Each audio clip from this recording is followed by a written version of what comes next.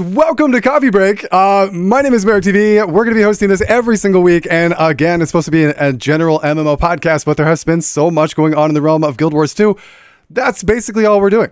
We have been playing so many different games over the course of the last several months, but Guild Wars 2, End of Dragons, all the new elite specs, all the awesome stuff that has been added to this fantastic game has brought us back, and we cannot seem to pry ourselves away. So it's very exciting. I'm glad you guys are here. For those of you guys watching this on YouTube, thank you for watching. If you like this kind of content, smash that like button, follow, subscribe, ring the bell, chat down below. Let us know what your view is on how Mechanist should never be nerfed and how it's amazing.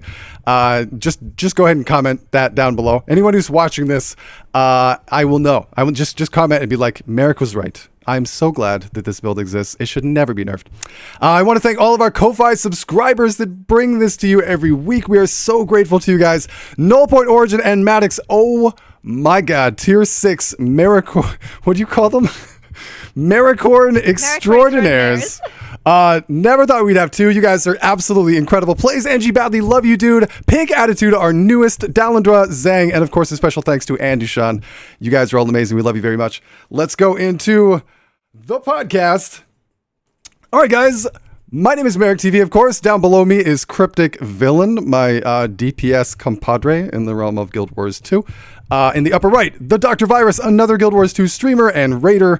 Awesome green dude that is only lit on the right side because that's the only side he needs. And Judy Vision in the bottom right, my beautiful wife that I met in Guild Wars 2.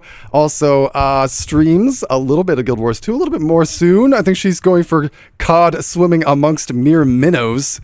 So you'll see a lot of fishing in her streams. Amongst the mere minnows, I said that earlier today. Somebody was like that said it was walking, and I said, if you have a cod walking amongst mere minnows, something has gone terribly awry. And we, of course, have our beautiful white fuzzy cat in the cube to Junie's left. He will hopefully make a cameo at some point. Anyway, welcome to the discussion. It's going to be a heavily debated topic tonight, at least on one particular build. We're going to be going over the Guild Wars 2 elite specs, the new ones that were added, how that's sort of changed the shape of end game PvE composition, what raids look like today, what each build is, how it's performing, how it plays, what it takes to get it right, and of course the future of Guild Wars 2 end game comps, because everything is changing. Not just because of the new elite specs that were added, of course that turned everything upside down, but we have some fundamental changes to the way that raid boon organization is going forward, right? We basically have everything moving from 10-man to 5-man. We have different classes than ever before being able to bring the essential boons. I want to talk about that, by the way. ArenaNet called them essential boons. It was very interesting. And then, of course, the deletion or the change, alteration to class-specific buffs, not boons. Things like banners, things like spirits, things like spotter. These are being reworked as well, and it's going to change the landscape of raiding. So that's what we're going to be talking about today. Cryptic's going to start us off with the topic of why Mechanist is the best class and that everyone should play it. Right, Cryptic? No, we should start off with banning Mechanist. We should just remove Mechanist from the game entirely. Banning Mechanist? Oh no. Junie, do we want to start with that, or do you want to get to that one later? I mean, we can. Maybe we should start with the topic of 5-man boons, because I feel like that actually leads in the Mechanist really well. I agree. So obviously, I mean, you just said it, Arena. You just said it yourself. ArenaNet said that boons are essential boons. So we're not going to see boons go away. I know not a lot of us. I think some of us maybe not hoped for, but knew that an avenue to solving one of the crucial issues in Guild Wars 2 right now, one of the things that plagues, I say plagues, and I don't mean it in like it's destroying the game. I mean it as it is something that has kind of been a shackle on building comps since boons were discovered to be so powerful, and buffs. Yes. And we saw one of the avenues, one of the potential outs for ArenaNet is literally just removing them. I don't even mean removing them from the game entirely, but not having them be such an emphasis on needing to be 100% uptime for all of these boons, right? Not needing alacrity, not needing, quickness, to have a game where they're not, where your entire raid comp is basically bound to needing these things. Yep. And that's not going to happen. Nope. They called them essential. It's not going What's to up, happen. Argus? And I'm not saying that was a bad decision. It was just one avenue, and that door is shut now. So now The we have to way talk is about. shut. It was Yes. made by those who are dead, You and the shall dead not keep pass. it. Wait, you're skipping around. No. Do not pass go. Go directly to jail. Go to jail. Go directly to jail. Do not pass go. Do not collect $200. So what we have to talk about now is what's going to happen with the direction Arena is going with 5-man boons, and these boons being essential going forward. You're never going to see a comp without these. We've never seen one in the past since the first time we started raiding back in when Heart of Thorns dropped. Once people started understanding boons, they've always been a thing. And I don't know if I gave any boons back then. By the way, yeah, no, I was a tank chrono. After the initial rush into the raid, and we spent months on that. After that, we have to see now with what's going to happen with 5-man boons, what's going to happen with banners, what's going to happen with buffs, and where do you guys want to see those things headed? Personally, I don't mind them getting rid of like banners and spirits. Everybody's talking about, is warrior going to be dead or is druid going to be dead? But they also talked about like the spirits pulsing, essential boons. So that I think the spirits pulsing boons will kind of keep those classes alive in a way. If you need a druid and it pulses quickness for, say, you might take a quickness druid or something of the sort. So I don't really mind them getting rid of the class specific buffs or anything like that. I think having more classes that can do different buffs or different essential buffs, as ArenaNet called it, is great. But that's my take on it. I know me and Merritt go back and forth with this all the time about buffs, boons and buffs in general. Yeah, so what we're talking about is variety, and we don't really know that we're talking about that, but that's essentially what I think this boils down to. What we have in the way of class-specific boons, or buffs, just so you guys know, that's what we're talking about. Like, Guild Wars 2 is kind of unique in the way that boons work, that it kind of draws from an entire pool of things, right? I got a skill that's called Advance, you got a skill that's called whatever, and activating them is called something different, but they're contributing the same boons. This is actually kind of unique, right? In other MMOs, it's not necessarily that way. Power Word Fortitude does not have an equivalent on some other class in World of Warcraft. They're all class-specific buffs. In Guild Wars 2, we draw from a similar pool of boons, and that streamlines things, but it also makes it a little complicated, especially when there are still class-specific buffs in the game. I think you brought up the fact that they're kind of a plague, that boons in general are a plague. I 100% believe that that's true. I think that the Guild Wars 2 combat system, the raid system, everything about the end game or PvE in Guild Wars 2 is amazing, but it has an absolute stranglehold on it by boons. Boons are so essential.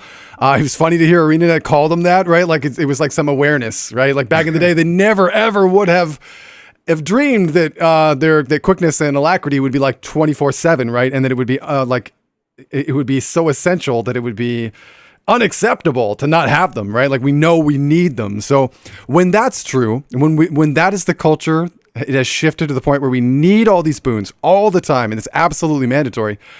At that point, when you add 9 new elite specs, which we just did, and we've got this enormous variety of builds, right? 36 effective builds or something if you count core classes, which of course we don't, but still the amount of classes that we have to choose from is extreme. So now you've got this that can bring might, this that can heal, this that can bring quickness, this that can bring alacrity, and you've got this huge variety, which I think is what ArenaNet is going for. Especially with the 10-man split down to 5-man thing, right? Essentially, they're saying you need 2 of these. So And here's 18 different options for you to be able to bring any of them. So mix it up a bit. But what stops the mix from being able to be possible is class-specific buffs. It doesn't matter if some other class can bring quickness or alacrity. You can interchange something with healing and might. It doesn't matter. If it doesn't bring that class-specific buff, there is no replacing spirits. There's no replacing banners. There's no replacing spotter. Right? These become essential in their own right, forcing these classes into the meta composition and not allowing for the variety that I think ArenaNet is gunning for. I think that's what they're actually trying to do. I mean, do you think that variety is actually going to happen when we get down to Not having, like, let's say they take Virus's approach in spirits and banners, which is probably what's going to happen. Yep. Pulses, quickness, and alacrity or whatever. That takes the essentialness out of having a druid or a banner slave or whatever the case may be. But if they're strong, they're still going to be essential, right? If they're not strong, then nobody's going to bring a druid anymore. Well, maybe, right? I would say that my response to that is that it's already sort of impressive how the community has tackled this. I was shocked. I didn't think that people would be willing to let go of banners or spotter or spirits until they were pried from their cold, dead hands. But this is like a future patch, right? This is like somewhere down the road, and people have already dropped Druid. They've dropped banners. Go out and pug in the world right now. What group do you find that's got banners and spotter in it? Like, imagine getting crit cap these days with these crit classes. It's almost impossible to assume that that's going to happen. So the community itself is ready to do it. And like Virus says, we go back and forth on some things. One of the things we disagreed about the other day was the inclusion of like a heal brand. Right? Like, so a heal brand, for example, can provide healing and quickness. And there's going to be some people that go, why are you bringing a heal brand? Play a quickness firebrand and then do a heal mechanist. And if you want to optimize, that's arguably a good choice to make. But does that mean that firebrand is going to get a spot in the group? And chances are he will. He did that day. That's what we were sort of actively complaining about, right? So it allows access to it. The way that the meta mentality was in the greater raid scene was that no group could go forward if it didn't have banners and druid, right? That's changed already. And I think that that's sort of reflecting some of the changes that they're going for. Well, so my question is, like, how far do we like go to strip down class specific buffs? Like, do we just don't care about AP anymore? Do we not care about like pinpoint distribution anymore? Oh, PPD! It's been forever, man. Well, yeah, but I remember the days of PPD. We would still like, and a lot of organized groups will still like really kind of pick what classes go where and all that. Every warrior needs to bring in power allies. Yeah, empower allies, dude. It's still in the buffs for Snowcrow's benchmarking, which is just comical, right? Because it's been probably 3 years. Not to spend time talking about this because it's kind of a side thing, but I actually expect Snowcrows to actually make a change with that now. When banners and buffs, like Druid spirits get changed, this is the perfect opportunity for them to reset it and get rid of things that nobody, to just do a base level boons only, alacrity, quickness, that kind of basic essential boons only rotation.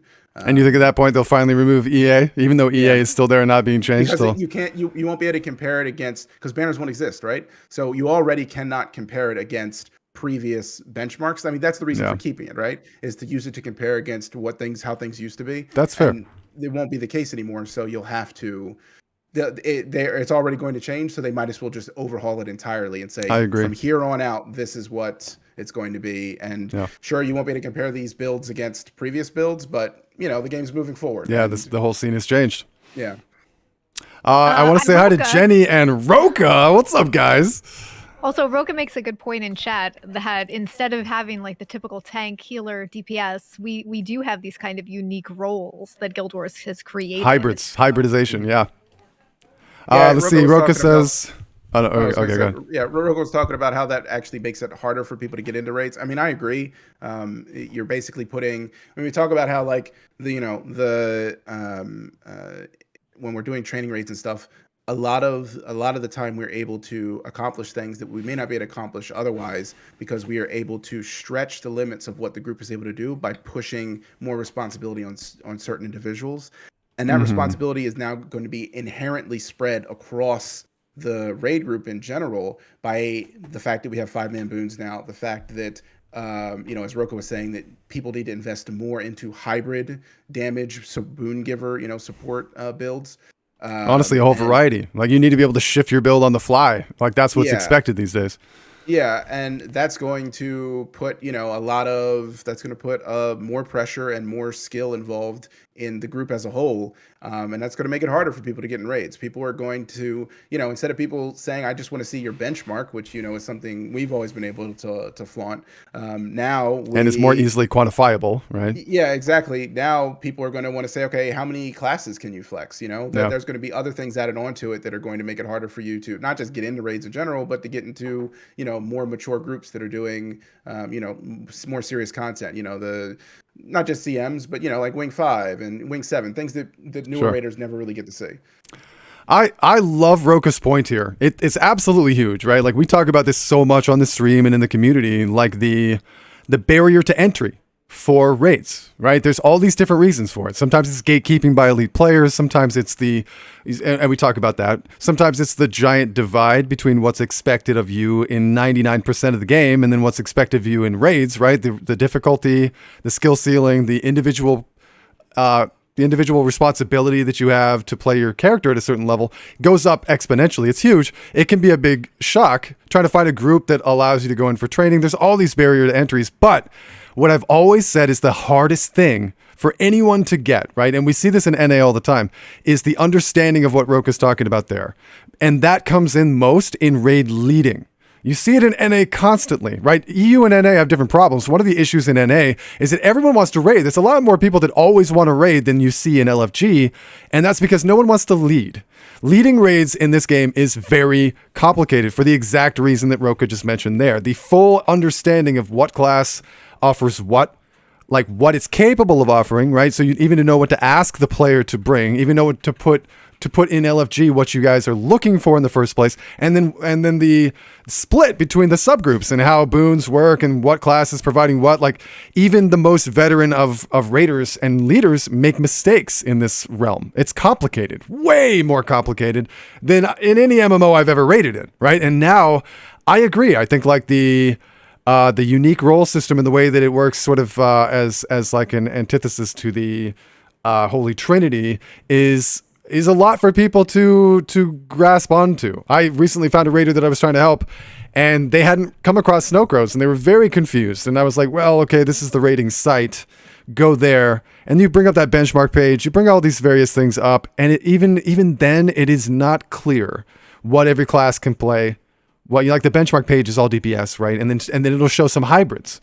And so that leaves out the supports and what should be brought, what needs to be brought. There's a big question mark there for a lot of people. So yeah, I think a lot of that, and this isn't a shot at Snow Crows or any site really, but I think a lot of the websites should kind of organize a little bit better, because I see a lot of people new players coming into raids, and they're like, oh yeah, I'm Selly, like hybrid this, and you're like, oh, but our tank only, our tank's running like 1300 tough. It's really weird seeing like some people trying to come in and they mean well, like they're trying to help, they want to get into the raid scene, but they don't have a full understanding of like, okay, I need to have 0 toughness, because that's how tanking works in this game. Whew. And on some fights and not others, you can actually raid for a while before that build even gets you in trouble, right? Before you even know. So wait, what do you mean, my Selly? I've raided on this, that, and the other thing. It was fine, Yeah, absolutely. I think a lot of people should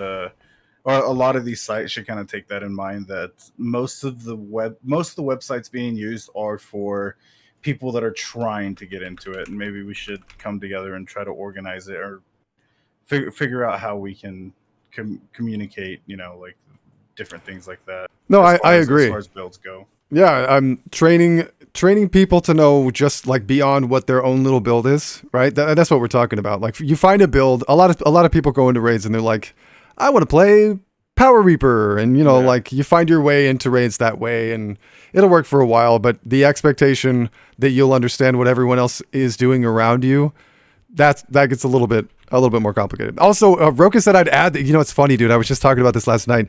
Roka says I'd add that not being able to see what build someone runs makes it extra difficult for commanders to keep track of who plays what. Not just who plays what, but to identify problems, right? Like Virus is saying, if someone's got a ton of toughness, sometimes that's tough to know. But Guild Wars 2 has always been very, very protective about sort of gear checking people. And the reason why I brought this up is someone posted a YouTube video of the very first time that I ever defeated a raid boss ever back in 2016.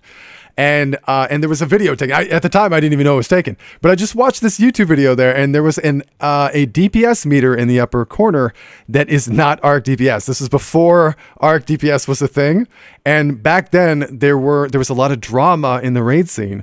People were getting in trouble. There was a guy in particular getting banned for the use of these DPS meters because they actually allowed you to gear check people. You could see people's gear. You could see their build. This was reading the API, and it was getting people in trouble. And ArenaNet made a very firm stance on that right off the bat, that they did not want people getting scoped without their consent, effectively. Yeah. I like WoW's approach to it. Like they let you freely look at other people's gear. And a lot of the times it's really helpful because sometimes, you're like on a paladin and you were tanking the wing before, the raid before, and you went in as like a holy paladin for this time and you just didn't switch your gear around. Oops. I feel like it's really helpful to check. I do it myself. I click on people all the time and be like, hey, Virus, your food and utility have expired. I do it constantly. I'm always calling people out on their food and utility because that's the one thing that I can actually check on someone. And I do it when I'm just sitting around. Just surprised, honestly, that it's such a hot, or it was. I remember when it was, such a hot button issue for Guild Wars 2. I know, ArenaNet's concerned about toxicity, but it's so easy, especially in today's game, to get ascended gear. So you're not really like, hard checking someone saying, oh, you don't have, legendary gear, you can't come raid. And with exotic gear, I think most people, we've proven it before that the damage and the healing is so insignificant from exotic to it's fine. It's not fine, a big deal. Yeah. So it's all about just making sure the person has the right set of gear on, not and I think, I don't know, something where you could just check even just the attributes that a person has and maybe not their total stats or, the type of gear that they have. Just something to know that they're on a build that makes sense, I don't know. I know you can link builds right now with traits and stuff like that with the templates, but which means if people want to, they can force you to show something, right? Ping your boots, ping your chest. You see this stuff a lot in raid LFG. So people do find their way around it. But also, as Dewey said in chat too, like ascended gear for a new player is not easy. Like we're coming from years of tomes of knowledge and tons of this stuff just overflowing our banks just because we have it from raids and things like that. But a new player experience is going to be something that's totally different, and it's actually really hard to be objective about that when you've been playing this game for as long as the three of us have been. So I know Virus has been playing it for less time, so I was going to say, I think he just had his first little baby birthday, by the way. Happy birthday, Virus! So, 1 year anniversary in Guild Wars 2. Yeah. So how do you feel about the Ascended then in that perspective? Well, I think it's fair. What Cryptic just said is 100%, right? If somebody came into my group and was like, hey, I know what I'm doing, and they told me, like, I know the mechanics, I looked it up, I know my build, and I have exotic gear, I wouldn't kick them. Yeah. I personally, I wouldn't. I know there's a lot of people that would. I'm not trying to represent the whole raid community, but if you're asking me what my take is, I used to rock, do you remember, Judy? I rocked exotic gear for like way longer than the average bear. Absolutely. And dominated meters for years, And that was with Hollowsmith, right? Yeah, It was Heart of Thorns, it was Vipers. And even going to EU, right? Like how much rating did I do in exotics on EU and did just fine, right? It's not about gear. It's not about that level of gear. I think as long as you have the right stats and everything, like you're fine. Like I don't care about gear checking people. I know, some raiders will be like, "Oh, ping your boots or ping, your gear," and it doesn't even matter because half the time if you have like legendary gear or stat selectable exotics, you can't see the stats that they selected anyways. Actually, that's true. Yeah. Yeah. Like so, I mean, I don't know. I feel like as long as people are running the right build, then it is what it is. It doesn't matter. I mean, and like American Fires was saying, it's possible to to basically force someone to show their gear and their traits and stuff. So why not just make it a way for people to check? I mean, people can already be toxic about it. There's no reason to gatekeep that. And at least then it can be used in a positive way as well, right? Because right now it's basically just negative. Ping your boots, and if they're wrong, I kick you.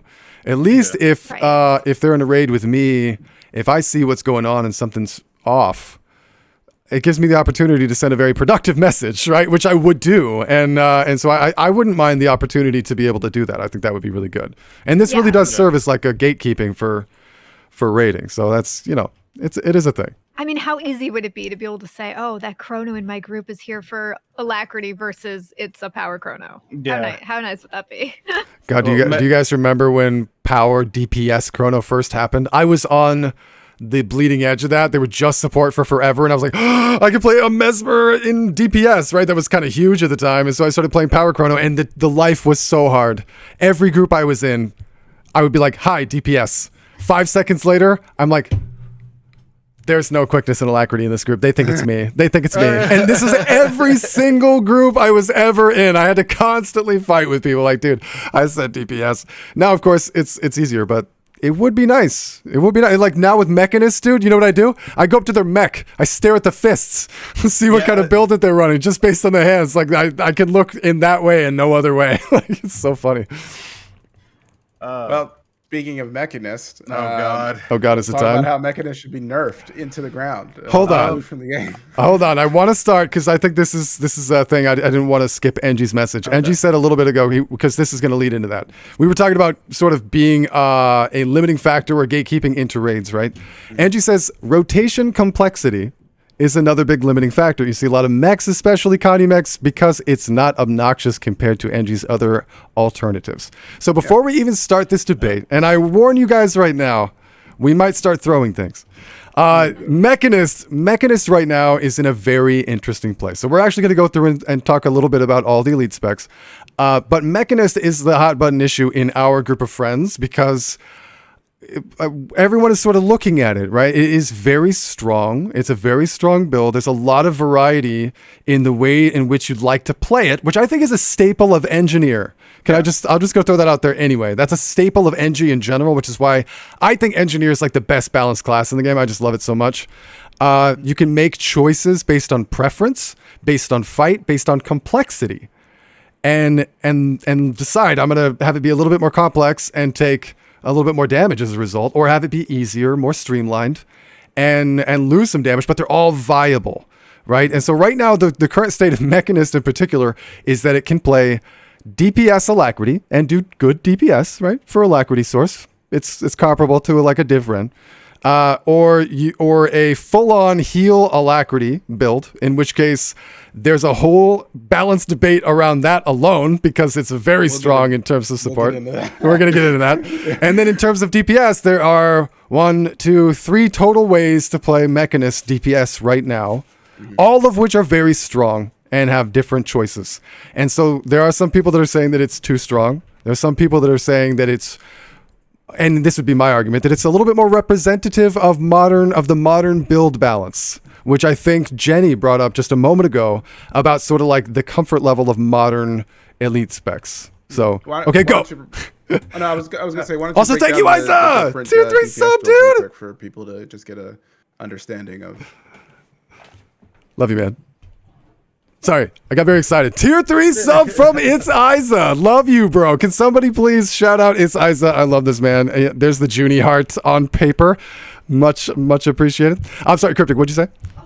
No, I just thought if you wanted to break down, I know you love explaining things. If you wanted to break down I do. the 3, you said there was 3 different DPS Mechanist builds. If you wanted to, just so people can understand what the core differences are between them. Absolutely. So there are 3 different Condi. They're all Condi. There is technically a power Mechanist build out there. It's very low. It's really not as worth it. Condi Mechanist. It's I mean. It's also weird. Like I don't know. We can talk about that later, but it's not representative of the build right now. Just play Hollow. Yeah, he's right. You play Hollow if you want to play Power. Extremely well balanced right now. Well, it is, and arguably way more fun than Power Mechanist. I'm just gonna throw that out there. It's way more fun. Yes. So the 3 modern current builds for Mechanist are Pistol, Condi Mechanist that takes J Drive. Okay, that is probably the simplest form of the rotation that exists. It does about 38k. It is not confusion damage oriented. It has good sustain, good uptime, 100% ranged build. Okay, you're auto attacking in Grenade Kit. You're using Grenade 245. like every other Condi build, that is the only kit that you take. The rest, not only are they kits, or not kits, but they're effectively signets, right? So they're just kind of use off cooldown thing. We have a what is it called? Something inscriptions trait, effectively making it so you can use your active abilities on your signets and keep the passives. And then there is the Condi Mace Mechanist that also takes J Drive. This is the last trait for the Mechanist, how it affects your mech and what ability it uses. In fact, that's the one that gives you the signet ability. This build does just a hair more DPS sustain on the golem. Is just slightly more complicated because you're actually I would put it a full step up in complicated, not multiple, but just one, because you then have to manage auto attack counting, auto attack chains. This is a thing. Not only that, but in the optimized rotation, you're doing full 3-part auto attacks on some rotations, and then 2 out of 3 auto attacks on others. So counting becomes a thing. The uptime of DPS on the golem is just a hair better, but it actually sacrifices a bunch of bleed and quickness for roughly 24-25 stacks of confusion. This actually makes it all around better because it's better sustained than the pistol. You can do this on every boss, but on bosses that are like confusion oriented, fast attacking bosses, Soulless Horror, Cairn, what's the last one? Twin Largos. These fights excel with confusion, so it's a little bit more complicated, a little bit more damage. And then there is the J Dynamo build, which is effectively a slightly more streamlined version of every other Condi engineer build that has ever existed. Condi Engi, Condi Core Engi, Condi Scrapper, Condi Hollow. These have always been good, always viable. But no one, except Engi, I'm so sorry, Engi, plays these builds because the level of complexity is extremely high. So this takes multiple kits. It takes grenade kit and bomb kit and also mortar kit. So you're doing the kit swap stance dance thing that a lot of other Condi engineers play. So effectively what we're seeing now is a nice tiered system between 38 and 41k. Based on the level of complexity you want and based on the boss's attack speed that you're seeing. Nice tiered. No, that was a great explanation. I mean, obviously I think the crux of there's a lot of points here when it comes to what we should be doing with Mechanist in general, because there's two sides of this. There's the support and the DPS side. I think we should probably tackle the DPS side first because I think that's the one that's going to generate the most debate, but we will come to a consensus. We always do. Almost. I think that the core issue here is where people feel the amount of damage that a simplified rotation should be able to do in comparison to its more complex cousins and its more complex and other specs that also have complex rotations. As an example, we talked about the hardest version of Condi Mechanist doing 41k thereabouts with allies. The easiest version does 38k, right? 38k. Barely over 38, yeah. Condi Rev right now is doing what? I believe it's doing 37, 38k. Yes, there you go. Is that? It depends. It depends if you're taking Devastation or I forgot the other one.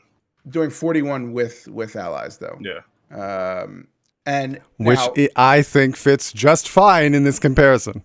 Well, based on its rotational complexity. There's one more component that you're leaving out of this, which is not only is it its rotational complexity, but how does that damage actually apply in raids? Okay? Condi Mechanist is not confusion dependent. Okay, it is not torment dependent like Revenant is. Revenant is torment dependent.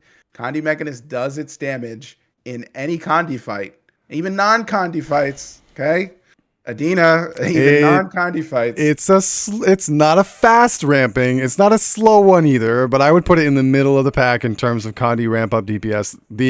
I would say that I was able to stretch my legs. I think I was able to stretch my legs a bit in that Adina because our overall group DPS was a little low. Would you accept that that's true? I would agree with that. And it was CM, so she had more health. But It is not a slow ramp. Like Revenant is extremely ramp up. Revenant would never work in that fight in Adina. This is an extremely well, and I don't mean balanced as in it is a balanced specialization. I mean it is an extremely balanced as far as its ability to play on every single Condi fight in the game, to do well in all of those fights. It has a ton of utility. Merrick, we were talking when you were doing the MO thing. I was saying, oh, you should have used you were doing MOCM earlier in the week. You should have used your signet, because that is just a teleport. That is a shadow step. Yes. Shift signet or whatever. Yeah. Yeah. That's a Condi class with great mobility, and its damage is also, if you're playing the easier version, also tied to a mech that is basically invulnerable at this point. Hey, whoa! There are several fights where my mech dies. Okay. Tell him, Virus. There's one now, and that is the explosion from Kadim 1. If the mech stays, Wait, there was something else that was killing my mech. I was trying to remember what it might have been. A strike. Is strike number 4? Does that kill your mech? I think it's strike 4. Strike 4 will kill your mech, like almost everything there will kill. Yeah. Dragon's End meta. Yes, Engie. Same thing. That's what it is. But Cryptic is talking about, Ren, but let's bring up Harbinger, right? Because Harbinger has a 41k bench, really, really good on all Condi fights.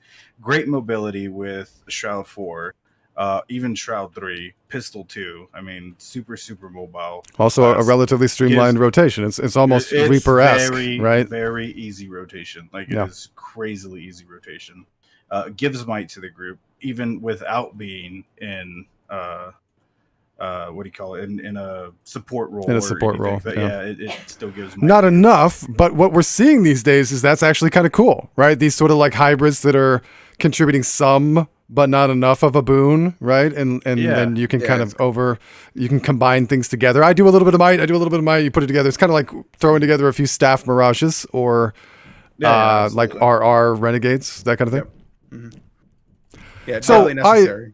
I agree. I think that it really is representative of something that I think should exist. And this has always been my argument for Reaper, right? Some of you guys might have even heard my sort of speech on this, which is that I played Reaper for a long time, got pretty popular for playing a decent Reaper, would surprise people with good DPS, but the overarching thing would be that people would come and say, oh, Reaper is so cool, I love it, I want to play it, thematically awesome, fun to play. It needs like a 3k DPS buff to put it in realm with everyone else, so I think it should get that, and then it will finally be good. But my thing is that I think that if you were to do that and make that realistic, you would have to nerf other elements about the class that I think were sort of iconic to Reaper, and it should demand a more complicated rotation.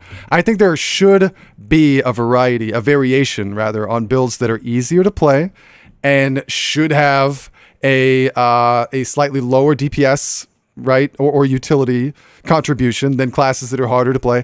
I was strongly in favor of the Catalyst being buffed again, because Catalyst, like every Elementalist, deserves to do a lot of damage, right? We sort of know that that's true. I agree that in terms of Mechanist's DPS, based on its sort of, Engineer's middle of the road HP, right? That's terrible CC. It's really bad CC.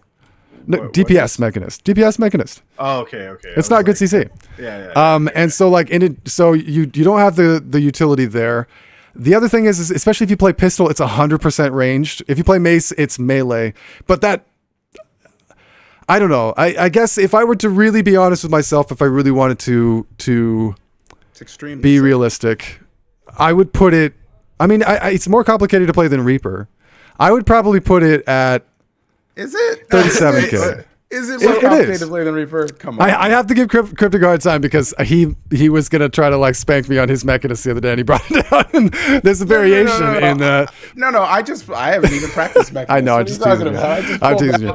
I just pulled out a random Mechanist that was like pushed all the buttons. And that's my point. I pulled out the complicated version of Mechanist. I didn't know the rotation. I just knew what kits I need. I just knew. Well, wait. Does this argument actually pertain to the more complicated to the Jade Dynamo version of this build? Would you say that has all the same arguments against it that you made for Mechanist in general?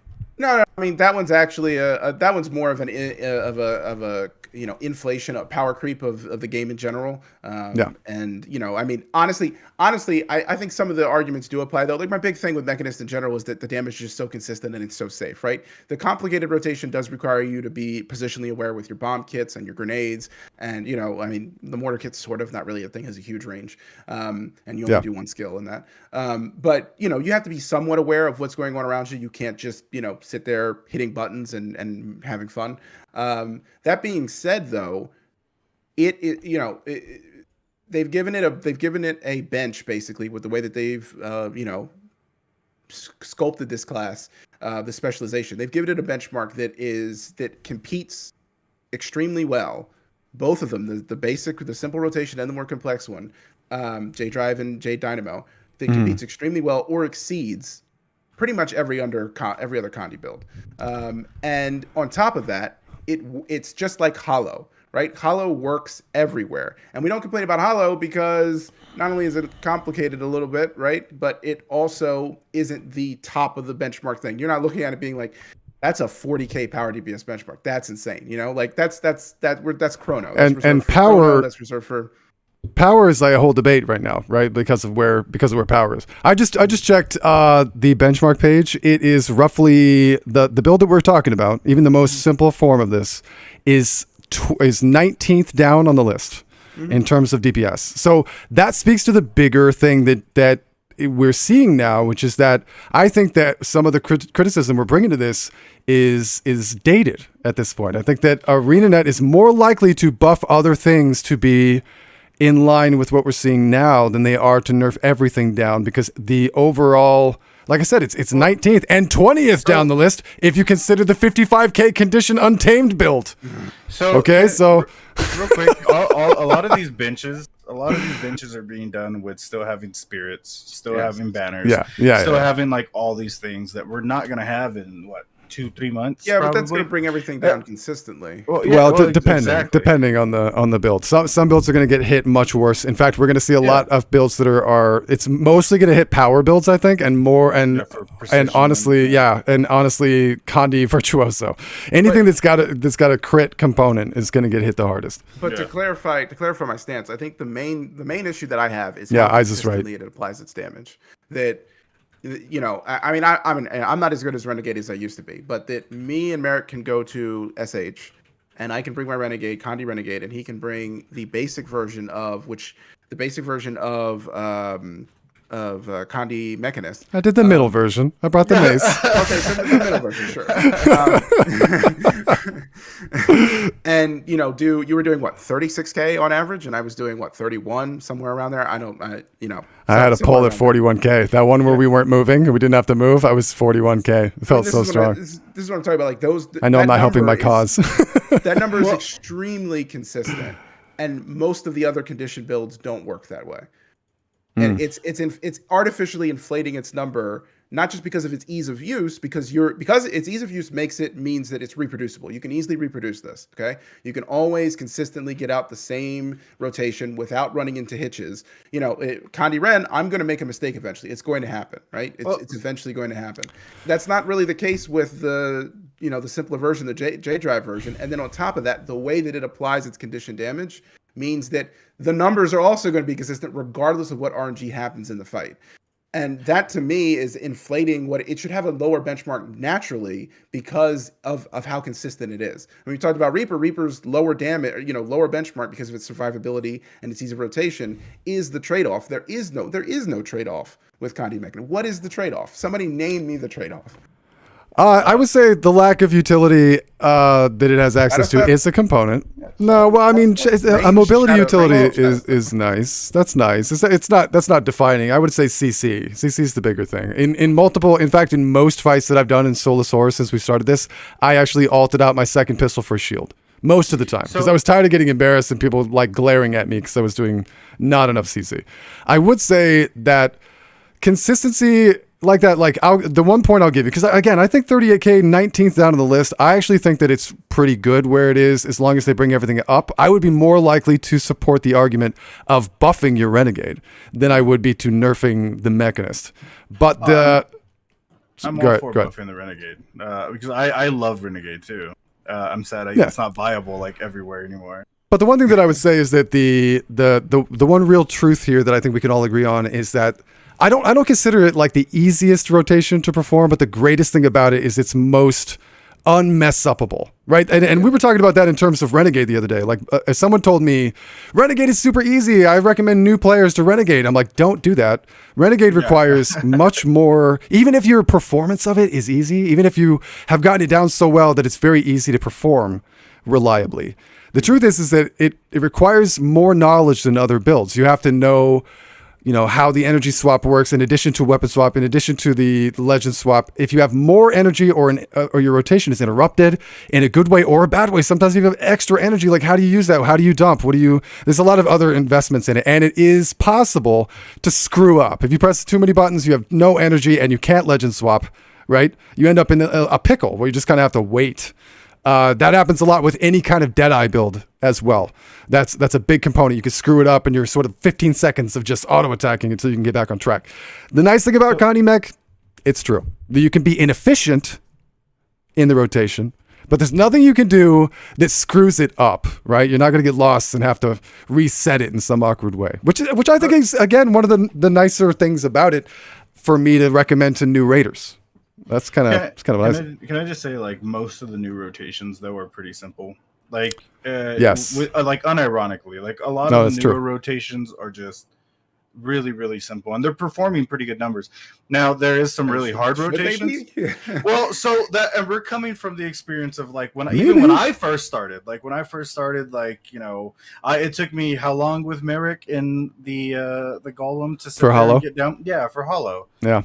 To get it down. So we're kind of coming from a time of like when we had to sit there and actually practice our rotations and get good at it and all this. Yeah. But that's the only reason to play Guild Wars. I'm not arguing with you on He's that. not wrong. I'm not arguing with you on that. Literally the entire end game of this game is showing off your skill, and you're telling me they've removed and honing it. And honing the skill. I am telling you that it seems like they are removing it because they do probably want more people to get involved in these strikes. They want more people to get involved in the things that they're doing, and a lot of the times, like we've talked about before, that's gatekept by. You can't do the numbers. A lot of people will kick you out of the squad or whatever it is. So they are kind of, with the lack of better terms, dumbing down some of the rotations. I see both your points. I think it's true. First of all, I think Virus is right. I think that's where they're moving towards, and I think it may not even be unintentional. There might be an intentional change to be more inclusive. I also see Cryptic's point that for those of us who have been raiding for a long time, I agree with Cryptic. Yeah, you have to artificially create goals for you to try to accomplish in this game because there are no tangible game-given goals. It's all what we like to call it. Like, I've never even heard this term before Guild Wars 2, and this is like it's been coined and used a billion times because it's really the best description of the game. It's a horizontal progression. There's no vertical progression. So you have to give other reasons to do this. And I am losing track of some of the discussion that's going on in chat, but from the little bits that I picked out, it is really easy for different people to have very different opinions when they're talking about stuff like this because they have a very different demographic that they're talking from, right? That they're thinking about new players, casual players, or hardcore players, whatever sort of demographic you find yourself in really colors your experience of how raids are, but that is actually a description of why Guild Wars 2 works the way that it does, because everyone who plays this game comes up with their own ideas, their own goals, and for Isa and people like Isa, it's like speed running, right? So like the meta, the tip-top bleeding edge of efficiency is the most important thing. For me, it's often for variety, being able to play as many builds as possible to find something that no one else is doing and try to make that work, right? That's more viable now than ever before.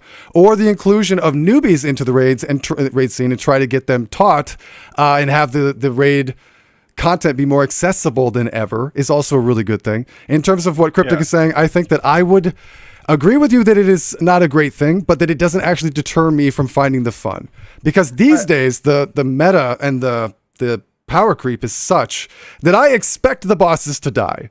It's not really a progression anymore. So If I'm like, oh, I have to play this easy build that sucks and I want to play something more challenging and cool, like, it isn't that way. I could play that if I want to and have fun and show it off to new players and introduce it to them. But then I could be like, I want to be cool and play something that is harder to play. And those things, I like that there's options on all those fronts. Would you say that that's acceptable? Yeah. I was gonna say we're kind of straying from the topic of Mechanist and boons and stuff here. Well, I feel like finally get to see the stash. I feel stash. like Mechanist is one of the cornerstones Thanks of for the sub, man. this issue anyway. It is. Because I mean, like I don't know. I agree with I kind of agree with the premise what you're saying, Merrick. That premise just doesn't work for me. And I don't because I don't feel like ArenaNet is successfully accomplishing what you're saying, because things like Mechanist, things like Harbinger, Kandi Harbinger, these things need to be lower on the DPS scale, because why are you not playing Harbinger? What is the reason not to play Harbinger or Kandi, the Kandi Mechanist that you're playing? It took you 5 minutes to learn it. You're going to be top DPS in every raid that you're doing. 10 minutes to learn it. You've proven my point. Yeah. How long did it take you to learn Power Chrono? How long did it take you to learn the hard version of Power Chrono? And how good did you feel when you were kicking everyone's butt? No. Because it was the highest DPS, and it was a hard rotation, and you were showing off how skilled you were, and the meter was rewarding you for that. Yes. Now, my Renegade, and I know I'm being biased here because it's my Renegade, but I'm going to keep using it as an example. Cryptic only plays two classes. Yeah. Renegade and Hollow-Smith. That's it. I mean, I could kick people's butt left and right with Renegade, and now there's a Kandi Mechanist that would take me 5 minutes to learn. 5 minutes to learn, and I would kick everyone's butt with it. But it's where's the skill in that? Where's the I'm not being rewarded visually in game with the meter and with what people are seeing, and I'm not being rewarded internally because I didn't have to work hard for that. So if this is the progression in Guild Wars, if horizontal is the progression in Guild Wars, for at least for endgame, where are we going here? Like I don't like the direction. Go ahead, Virus. I have a retort as well, but yeah, you go. So can I just say too though, like Merrick took 10 minutes to learn this build, and I've seen people with it in raids, but they still don't perform up to that level, even with the easy versions. Thank you. Like there's a lot of people that, even though these rotations are being kind of dumbed down to us, and I agree with you, Cryptic. Like I feel like the harder the rotation, the more rewarding it should be, because that's what I learned when I first started. But I still see people not getting these rotations down. So I feel like to us, like to people like me, you, Merrick, that have raided for, I've been raiding a year, like pretty much, and thank you. No point. I feel like to I us, think so it's kind too. of like, well, why do we not get rewarded for being able to do these complicated rotations? But to newer players, they're still like, well, I can barely do this easy rotation. And, this guy's like 10K higher than me. Referring to like Merrick or somebody that plays that, Yeah. But isn't that the incentive? Part of the incentive? Well, yes. To improve and progress. I mean, yes. I don't know. I know it's not for everyone, and we're only talking about DPS right here. There's a whole support side of this that we'll get to in a second. But then Virus can be the one that has to like defend and block everything. But for DPS players, I mean, when I first started raiding, I started off as a hybrid support. I was playing Alacrity. I was playing I did Power Warrior, but it quickly got shoved. He keeps saying it. I don't believe him. But once I realized that I enjoyed DPSing, the progression for me was seeing other people, take Merrick as an example, do really good damage and bench myself against that and work up and work up and work up. Yep. And I've seen other people do the same thing with me, with other raiders, see where I am, bench themselves against it and work up, work up, work up. That's the progression in raiding, at least for DPS players in the end game. And it's just not possible for me, and in my opinion anymore. If I was a new player coming in, I remember, when I first started raiding, and then when I first started getting serious in the raiding and stuff, if I saw this and it took me because I really do think even back then, maybe it would have taken me 30 minutes to learn the new Kandi version of this, because it's like Short Bow 3 Soul Beast. The J Drive version. Yeah. It's like Short Bow 3 Soul Beast, right? I mean, you remember teaching people that, it's I do. It's not. I don't know. This is harder than that, but I would put it in the same bracket. I want these to exist, by the way. I'm not saying I want these simplified, streamlined rotations to exist. Yeah. They should exist, and they should do good damage. They really should. They shouldn't be top of the bench. And part of the reason, and I know 20th down. 20th down. I know, I agree with you. But what I'm saying is that in actual raids, it doesn't represent itself that way, and ANET knows that. They know it does not. In actual raids, it represents itself as the top DPS. It is easier. It is easier to perform. We're good at it. No, it has what you're trying to say. I think is that it has a higher skill floor. Right, it's more. Yeah, it's through the roof. The skill floor breaks the roof. It's. I think I totally agree with you on a lot of this. I think if we were to explore, like, should Catalyst do notably more damage than Condi? Yes. Mechanist. The answer is absolutely. We all agree on this. I think that we should try to reward the difficulty and complexity. Sorry, what Cryptic? I would love to get my butt kicked by a good Catalyst. I am always, whenever I see any Elementalist in any version of it in raids beating me, I am always floored. And like, who is this guy? That's the thing about Ellie's, right? They join a group and you're like, your eyebrow immediately goes up and you're like, you are either really good or really bad. And I don't know which one it is yet. It's going to be one or the other. And I like that about Ellie's, right? That's kind of a cool thing. I believe, again, I know that it's sort of harping on it, but 19th or 20th down is very significant and enough that it is representative of the fact that there are so many things that are that high. I think that once we see some additional balancing, like if you want to know my actual desire, it would be, first of all, to bring everything down by 8K. I think everything does too much damage right now. That's a hot take. Changes with just in general balance terms. I think we all do way too much damage. I think raids were more fun when everyone's good benchmarks were 33K, 34K. Okay. I honestly do. I think like we skip so many mechanics now. I was teaching Karen the other day, and I forgot to mention the arm slamming down because I couldn't remember the last time I saw it. And then someone reminded me of it, and I was like, oh my God. There's also rings. The rings that happen in Cairn, right? Like the little expanding rings that happen if you're really deep in the fight. So I would lower the DPS overall. I think that the classes like, I'm not sure where I'd put Renegade. I'd put Renegade higher than it is. I'd probably put it 39, which it has seen before, right? Like Renegade is very strong. It's been strong for a very, very long time. Its rotation isn't super toxic either. I think the real comparison should be something like a Ellie, which is very difficult. And you're right, by the way, you brought up the Power Chrono. Like when you're really mastering that, like the loop in Power Chrono is easy, right? But when you're really mastering the nuance of the intro or the second continuous split, these things are very fascinating and really difficult and should be rewarded, right? Like I 100% agree. But Mesmer also has like more utility than anything else in the entire game. It's stunning. It's incredible. All the amazing things that it can do.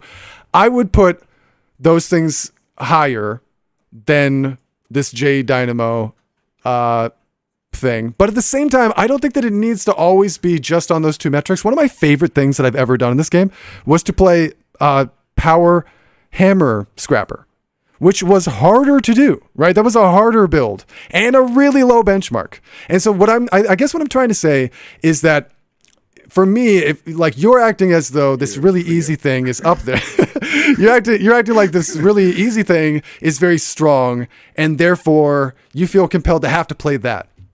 And for me, it's the opposite. Like if I'm unhappy with the way that works, like I'm more pleased to take something that is less powerful, more complicated, and therefore much less seen in raids, and then get to do everything that you're talking about, right? Put my skills to the test, really work on progressing myself as a raider, and then have that reflected on the DPS meter. You're going to get much more shock and awe, both of yourself and of your peers, by getting really good damage on a Hammer Scrapper than you ever were going to on a really solid Weaver.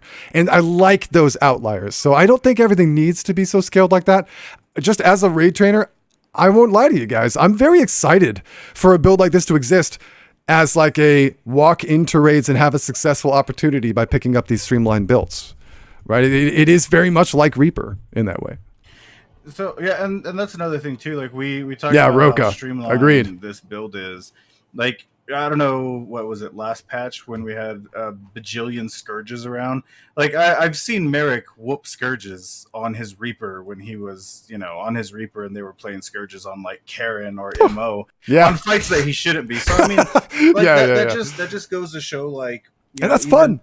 Yeah, well, that just goes to show like even how simple a rotation could be, or how simple something could be.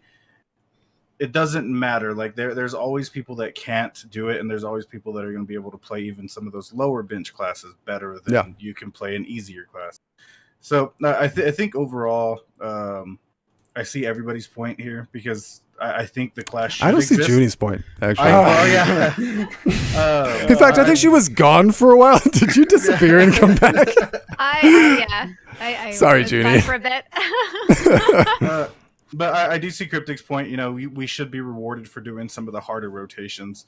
I do agree that Revenant was kind of just shoved back. Like, doing the rotation for Revenant is way harder than the J Drive build. And we're like, what, at the same bench? Like 38K for both of them? See that, I mean, again, we're going to wrap this up and move on to something else in a second here. But I mean, that's the this was Mechanist the podcast. That's the crux of my issue, is that, Isa and other people in chat, Roka, other people in chat are saying, that Arena is only bouncing for the benchmark, right? And that really is the issue here for me personally, is that it's a part of the issue. Yeah. They see the 38K and they see Revenant's 38K and they're like, that's fine. Like, yeah, Revenant's a little harder, but it's fine. It's close. It's close. And plus Revenant with allies is like 41K or something, 40K. Yeah. It's good.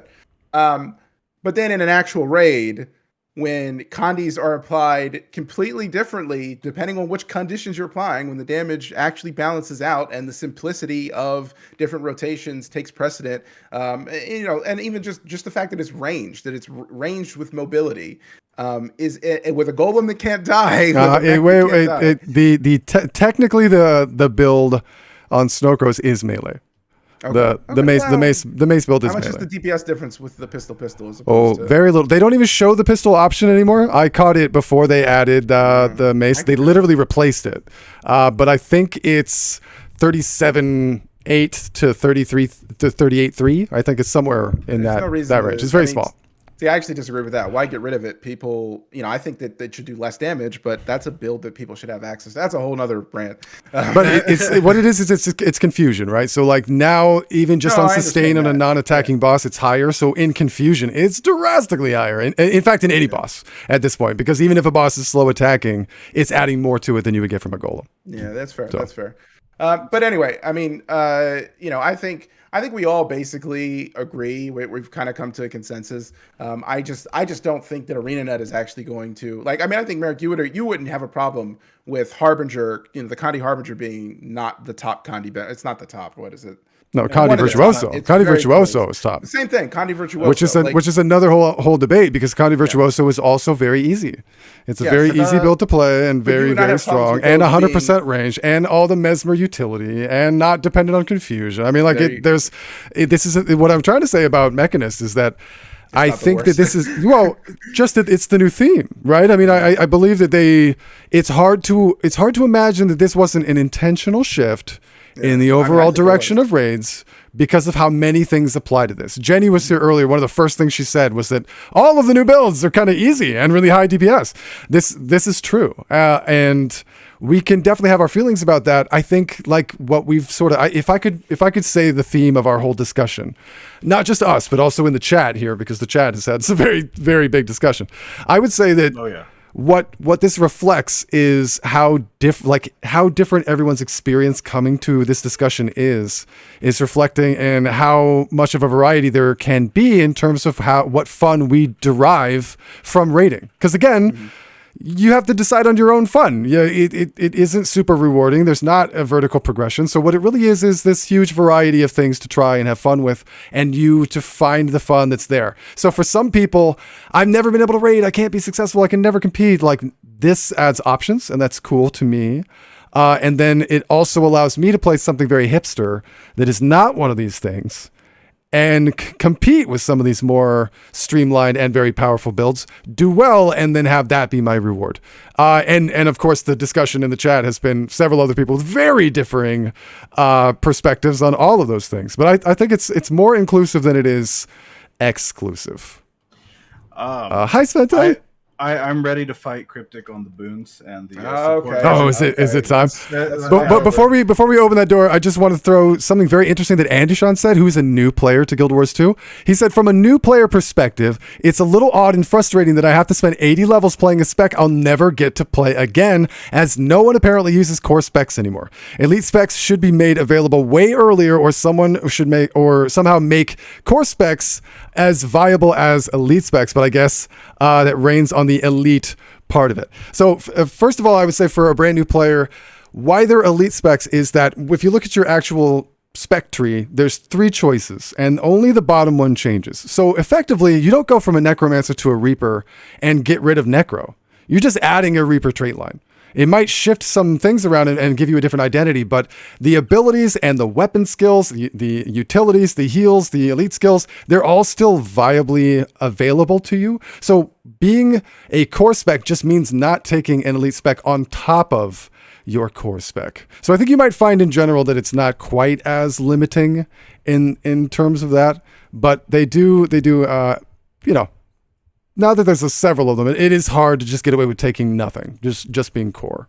What is viable this core? Core guard, is that still even a thing? Core NG? Core Those two, that's it? Pretty viable. Yeah, I think core NG, core guardian. I mean, these things are viable there are other things that are viable in PvP and World v World, right? The core specs are. It's really just PvE endgame where they just get completely dumpstered on, right? Just completely outshined. I don't think there's another one that the core is viable.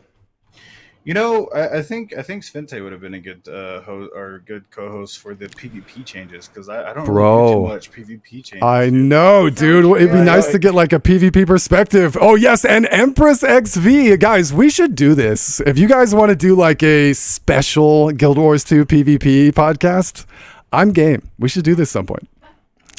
So yes, let's move on because we got a lot of elite specs to cover. Let's at least clear out the support realm of Mechanist. Virus, I assume you think it doesn't need to be nerfed. Yeah, it doesn't need to be nerfed. That's all there is to it. That's all there is to it. Oh my god. Okay, so here, real quick. I already know your argument. Like it can upkeep might, right? That's your argument. It can upkeep alacrity 100%. That's part of your argument. Yeah. It can pretty much upkeep protection. Part of your argument. Yeah, that's okay. So here's the thing. It gives a lot of vigor if you're good at it. Well, ooh, I'd have to take so hot. You need those sunglasses, Merrick TV. Mech tree now. So Mech tree doesn't give vigor. It can do like 30-40% vigor. It's not as much as it used to be. But yeah, it's not as enough as I want it to be. Vindicator player. No one's talking to you down there. Hey, I'm up here. But no, so my thing is I think we should wait to judge the heal version of this until Druid comes out, because when Druid comes out, if one of the spirits pulses alacrity, it's gonna be pretty much a heal mech.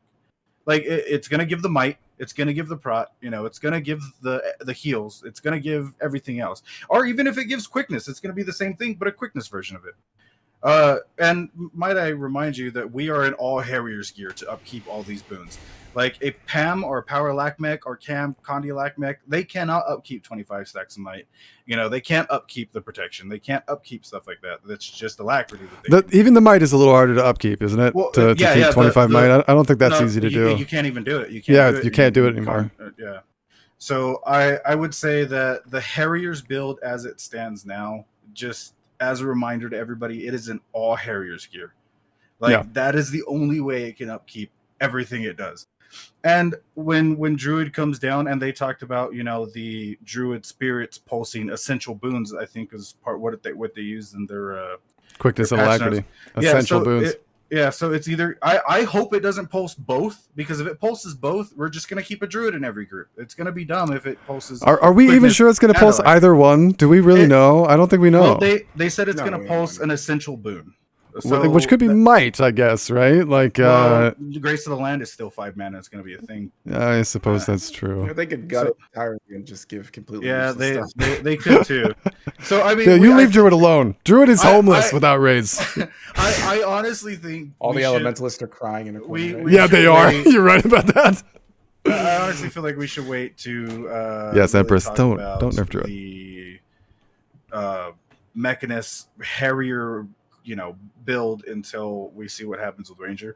As far as the other two, like Kandia Lakmech and Power Lakmech, Power Lakmech is the same benchmark as a Diviner Wren. Diviner Wren actually has an easier benchmark, so with your terms, it's an easier rotation. So with your terms, Power Lakmech should actually be higher, in the rotation or the DPS. Same thing with Condimech. It's actually lower than the new Condi RR build. So I think those are pretty well balanced where they are. You know what I really like about the mech Alack though is that it is so easy and consistent to upkeep the alacrity. Yeah. The alacrity, right? No, the might takes real effort. In fact, any other boon other than alacrity takes a little bit more effort. But what I like about it, and this is, again, it equates very similarly to the Condi. Like, I guess I'm just looking at it from like a raid training perspective, which again, we all have our own perspectives, but oh my God, I just trained Junie in how to play a Lakmech, and I was like, look, press this, and this whenever they pop up. And it's done. You're overcapping it because you're in full Harriers. You're overcapping alacrity. It is very easy to upkeep alacrity. So I will say, me and you had this debate about Hillbrand. I don't know, a few days ago. I feel like the Lakmech is the new Hillbrand in the sense of it has a pretty good skill ceiling. Like if you know how to handle the Mechanist, you can do really good things. Same thing with the Hillbrand. Like in past patches, like I don't think this patch it's any good, but that's a different debate, different topic.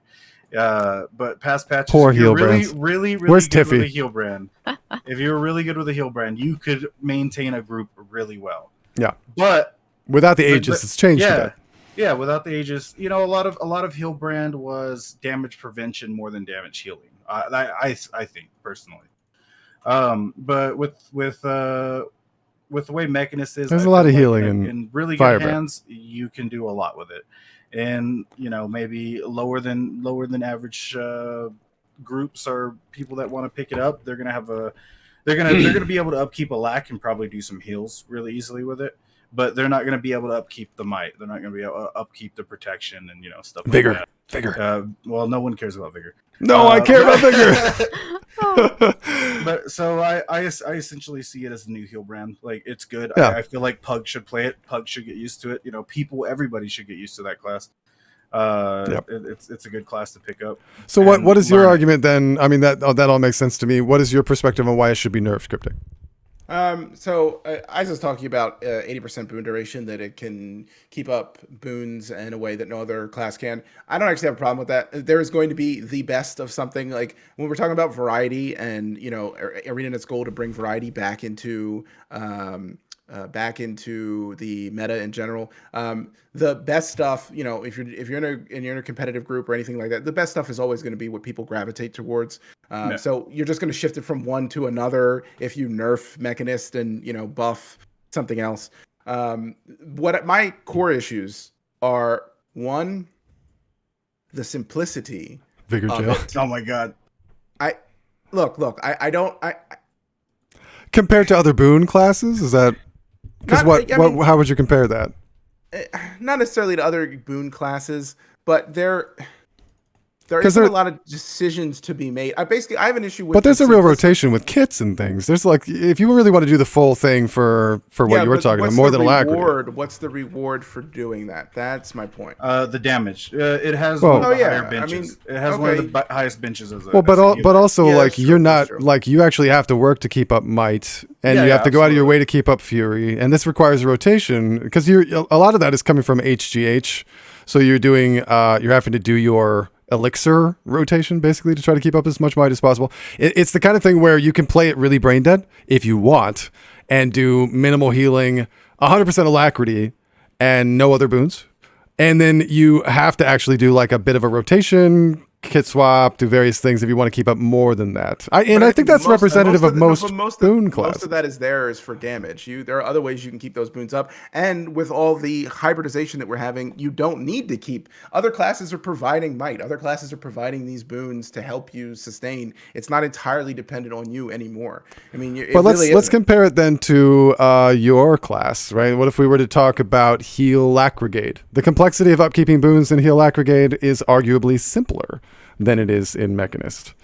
What would you consider heal aggregate to fall under that same umbrella? Managing energy is far more complex than pressing. But you don't need to, because all of the management that you're talking about would be, again, for DPS or other utility that is not necessarily needed to upkeep these boons. I think these arguments sort of fall in the same. You can't give you know how quickly you can drain energy as a heal aggregate? You can drain it instantly. Well, you can, but in order to just upkeep. In order to just keep alacrity up, it's not any more complicated. I mean, people used to tease all the time about keeping up alacrity. You just pressing the one button, right? Alacren, you're just pressing the one button, and it's unless you're doing some weird stuff, it's hard. Unless you're hitting Jade Winds accidentally, even then, it's hard to put yourself in a situation where you can't press that one button. But Heal Renegade, you're giving out other boons, and on top of that, like you're doing Might, you're doing other boons. On top of that, your heal, you can spam that in the tablet. You can blow through all your energy instantly just because you're not paying attention and not be able to do anything, not be able to give out Might, not be able to heal, not be able to provide alacrity. There's more complexity to it than well, that's more ability to screw it up.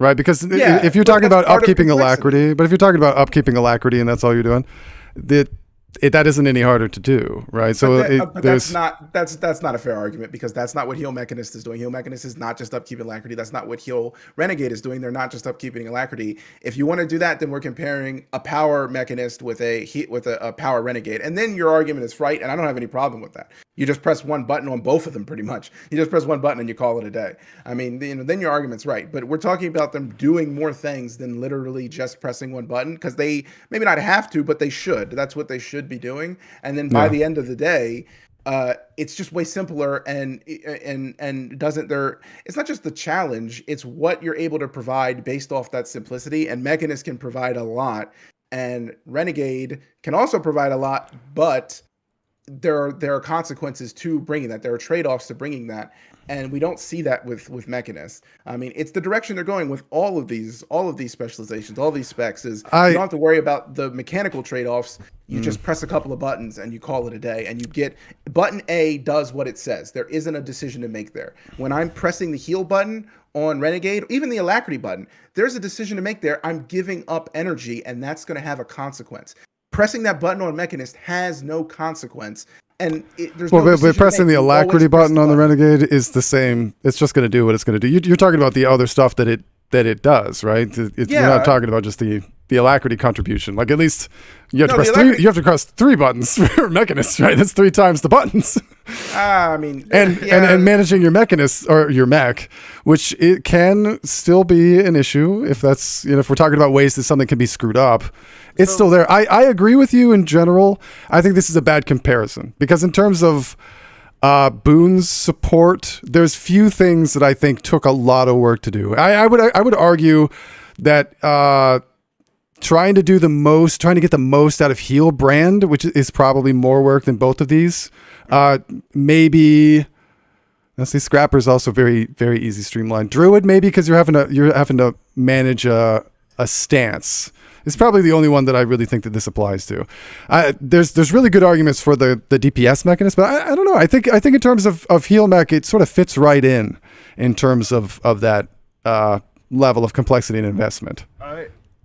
Which is very high skill floor, right? And then like a medium high skill ceiling. So I just want some of those boons moved up in the ceiling. That's what I'm saying. I want you to have to do those other things. I wouldn't be opposed to having it as part of the rotation. Can the mech not swim? Integrated into HGH or an elixir kit or something. Yes, that would be fine too.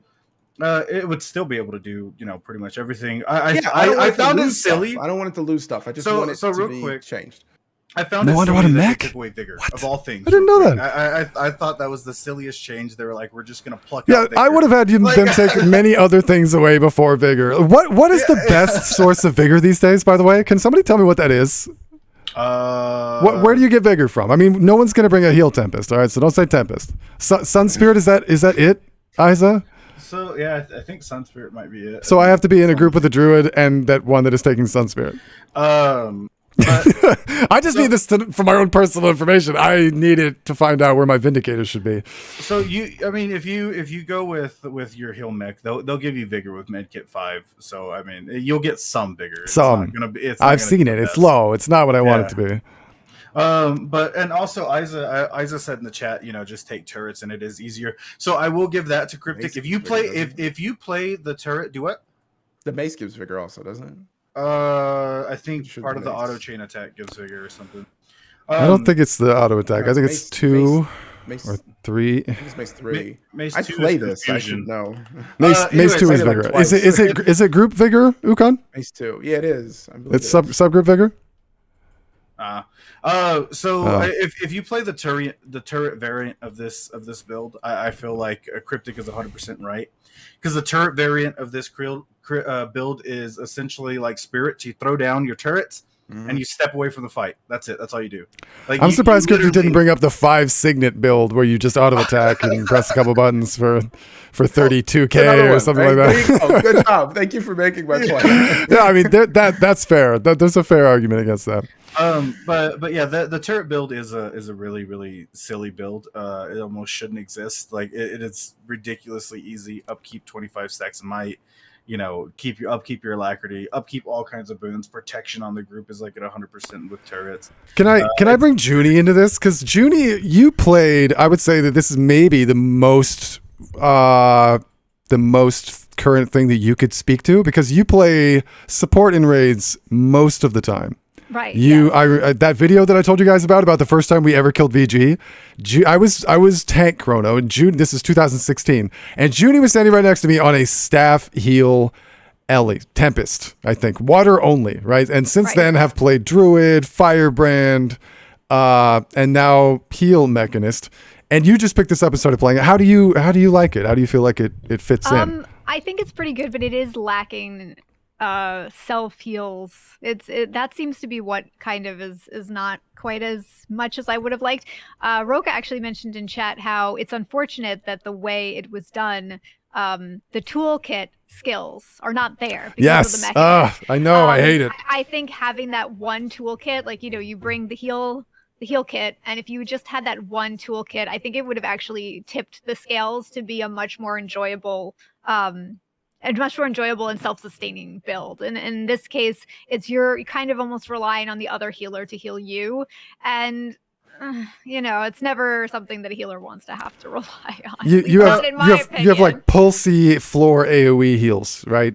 You don't have a big, oh my god, I'm in trouble, heal me thing, which is important. Much for yourself. You do have a couple, like there's 2, but it doesn't feel quite as good as like a druid, because at least with the druid, when you're healing everybody around you, you're also healing yourself, and that's much more helpful. I mean, I think a lot of the issue is the lack of separation in what the mech does and what you do, and the fact that all of the mech stuff is healing, barrier, and the boons all in a couple of skills, right? And like I was talking about this earlier, you were talking about lack of CC. I mean, obviously with the mechanism, you bring your shield. Heal mech has better CC. Heal mech CC is great. You get like 3 skills. Why is the alacrity on the why is alacrity on the daze skill? Like why it shouldn't, or it provides a couple of other boons. Like it provides boons and stuff that I would want to save, protection, a couple of other things that I hate that.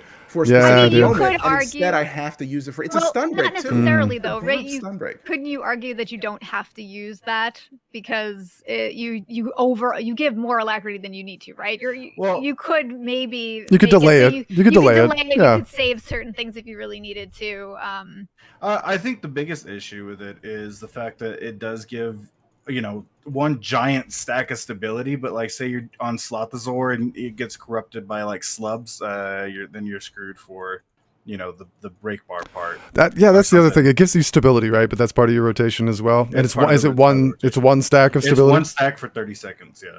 Okay. Yeah, but it's a stun break as well. That's the thing. Yeah, that's true too. It's protection, a stun break, stability, and there's a couple of other things. I mean, these are all things. Obviously, the alacrity. These are all things that I want to save for specific moments in raids, and instead now I'm using it for alacrity off cooldown. Well, I think that's been a plight. Wouldn't you call that with healers choices though? But that's been like this for healers in Guild Wars 2 I mean, for it is to delay something intentionally because like that's something that somebody brand new to the fight or new to the class would not do or would not think to do or know to do. I think that's like an expression of more complexity, not less. I wouldn't call that a complaint. You want me to delay and waste alacrity? Because that's what would happen. It would be a waste. Well, because that's- people wouldn't be that's what around I was to just make it. Again, I think alacrity is pretty easy to upkeep on this build. It's not you're not down main to source of the alacrity. second. You overcap alacrity by far. I know, but I mean but- that is the main source. Of Yeah, it, though. that is the main source. But also, I think what is it? Medkit 3 is a stun break. One of the medkits is a stun break because I've had to use medkit to stun break from Slothazor for my subgroup one time because that's fair. But I mean, yeah, there is some options within the kit. I don't think it's the worst. Throw up the poll again, Jenny. Before we move, let's see if everyone thinks we should nerf the. I'm sorry, Junie. See if we should nerf the heal mech. Do you guys chat? Do you think it's? I would say that the overall. By the way, in case you guys missed it, everyone voted no on the DPS.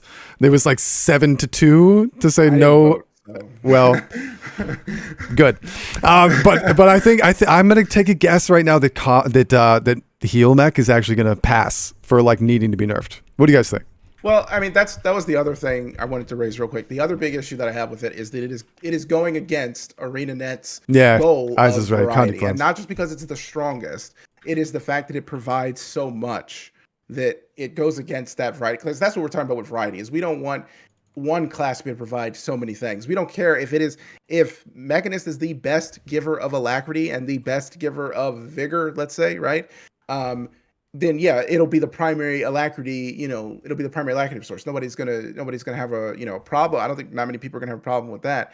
It's making sure that then Revenant, okay, provides something else that makes people want to bring it along with the alacrity. Sure, it may not be the best alacrity source, but as long as it caps on alacrity and it can bring something else, people will, like its bubble is still very useful. Oh yeah. People will bring it. And we feel like Mechanist is just bringing so many things that nobody cares what Revenant can bring. And I'm not saying Revenant, nobody cares what anyone else that can bring healing and alacrity can do, because Mechanist just gives you almost everything. I mean, if that barrier was that bubble that the barrier provides, the projectile reflect, was 10 seconds long and not 5 seconds, I would say it is by far it replaces everything. Everything that gives that alacrity. Why would you bring anything but a Mechanist? I agree. Like, there is some aspects that could be toned down, or even if they just integrated into the rotation, like you were talking about, instead of like your mech 2 buttons give you a full bar of boons, whatever. Wouldn't you say that's a valid argument for everything again, like every kind of Mechanist? I guess this is actually an issue that I brought up several coffee breaks ago. I feel like regardless of what kind of Mechanist you bring, what you end up doing is pressing all your F skills off cooldown, right? So there's no choice, no utility, whether you're playing power, Condi, or support, or a hybrid. We've replaced 5 tool belt skills, right? Which all had utility, with just 3 skills that you use off cooldown no matter what. I feel like it has oversimplified the engineer class, which I think part of its charm is its complexity. I would agree that in general, if I had the choice, I would rework the mechanics of the Mechanist. The mechanics of the Mechanist. I would probably do that. Just in general, I feel like it is dumbing down something that I miss. I really liked the tool belt skills. If I could make there be an option for more complexity in terms of that, I would, is what I'm saying. I'm not necessarily saying you should take things away from it. I just wish it was harder to do. How about that? Yeah, in terms of the heal Mechanist, at least, I would say. Yeah, I'm going to say I agree with you there. So before we move on to Mechanist, last thing. Oh, God. One, should we be able to change? This is positive stuff. Should we be able to customize our mechs? Why is everything green in this expansion? I need to throw something. Okay. This is another hour-long topic, but it's fashion, so Virus is gonna leave. I'll come back in a little bit. Everything is green in this expansion. I don't understand why we can't customize. Yes, and I hate it. Mean, everything, have you seen behind me? Yeah, I know. We're gonna remove you from the podcast. This is Guild Wars 2. Customize everything, like No Point said. At the very least, just let us change the color. And why not give us At the different least. skins? And why not give us different skins The least. in the gem store? They can charge us for it. It's fine. I want an Inquest synergetic skin to match Yes! my other synergetic stuff for my Mac. Dude, there should be a freaking Asura Magitech one, and then if you could dye it, you can make it Inquest or not, right? Okay, so this is obviously an entire podcast, and I had an entire discussion about this earlier just today.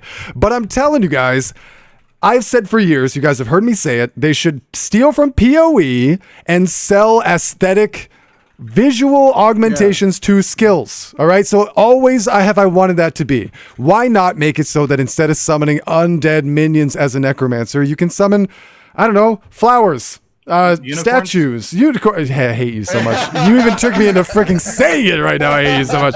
But you know, Path of Exile does this. This is exactly the kind of thing that Guild Wars 2 would do, right? These are the kinds of things that they would sell in their gem store. They would make buckets of money if you were like, and this is the example I always give, right? If you're an Asura engineer and you summon a turret, don't you freaking hate that? Doesn't it feel like it's a bunch of junk from a scrapyard? It is clearly a char animation. It is a char turret. But what if you could buy a pack on the gem store for $5 that changes your turrets to be Magitech like Asura, or plants to be like a Sylvari, and more than ever before, right? I've had this argument for years, but don't you feel like it's the right time right now? This new elite spec drop that we just got has a ton of these things. Like, yes, the mechanism would be awesome. Would you guys? I won't lie to you guys right now. I'll just tell you ArenaNet right now.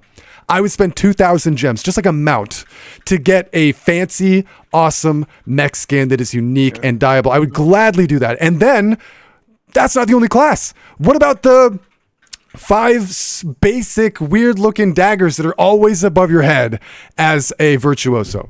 Wouldn't it be nice to be able to change the weapon? Wouldn't it be nice to be able to change what that dagger looks like? How about the blades, the gun sword for the Bladesworn?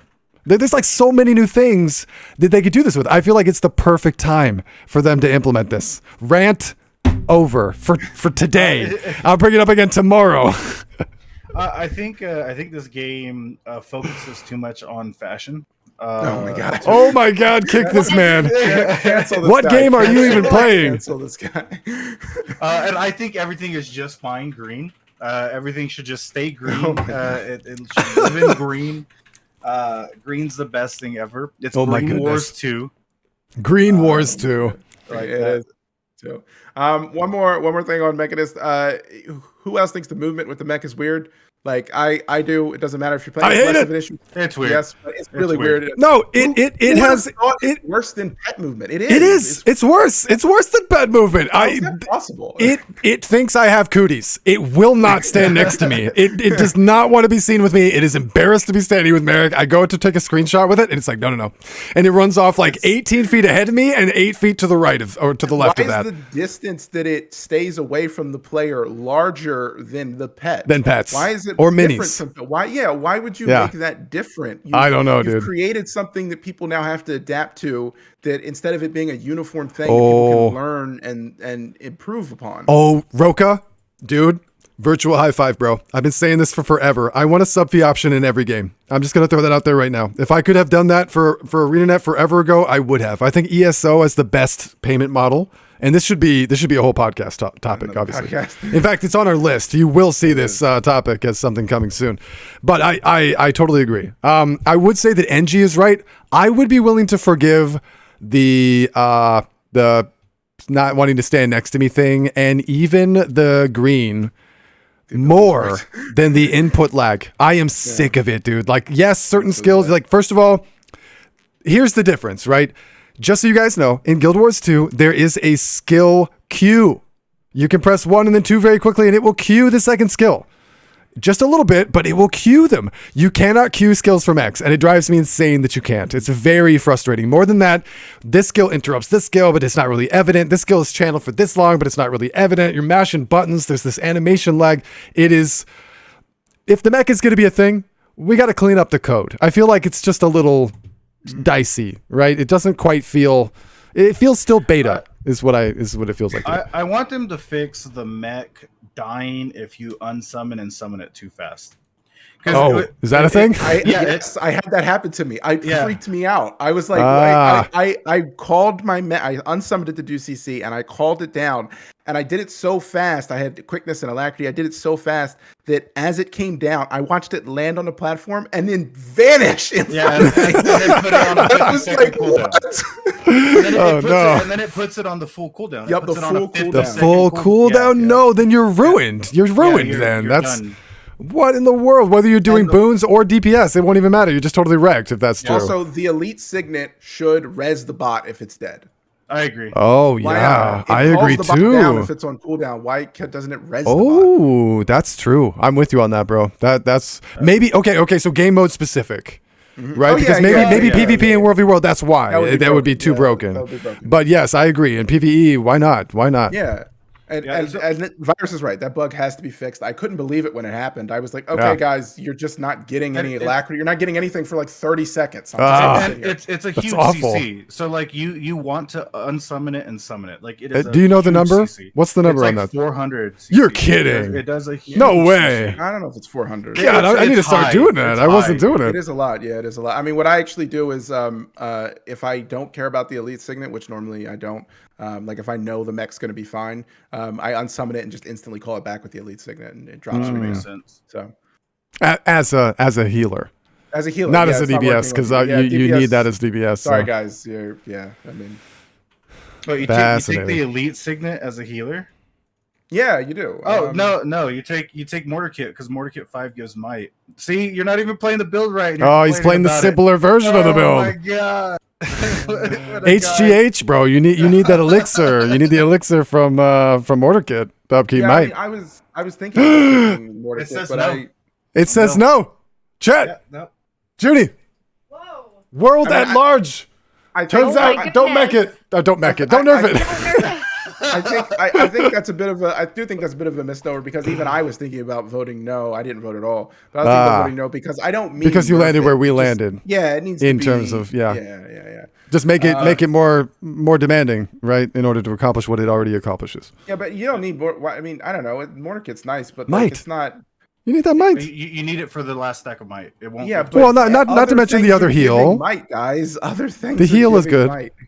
You mean other builds? Yeah, but some of the argument is the other things other than alacrity that it gives, right? So that's a valid part of the argument is how well it can upkeep might, for example, in addition to the alacrity that it's doing. Because otherwise, what's the argument? Everything can provide heals and alacrity easily. Like that's not. Well, it gives fury, regeneration, protection. Can give fury. Doesn't have to. So there's also build it gives resolution. I mean, what? Yeah, which is crazy. That's crazy. I don't even think resolution should exist. I don't know.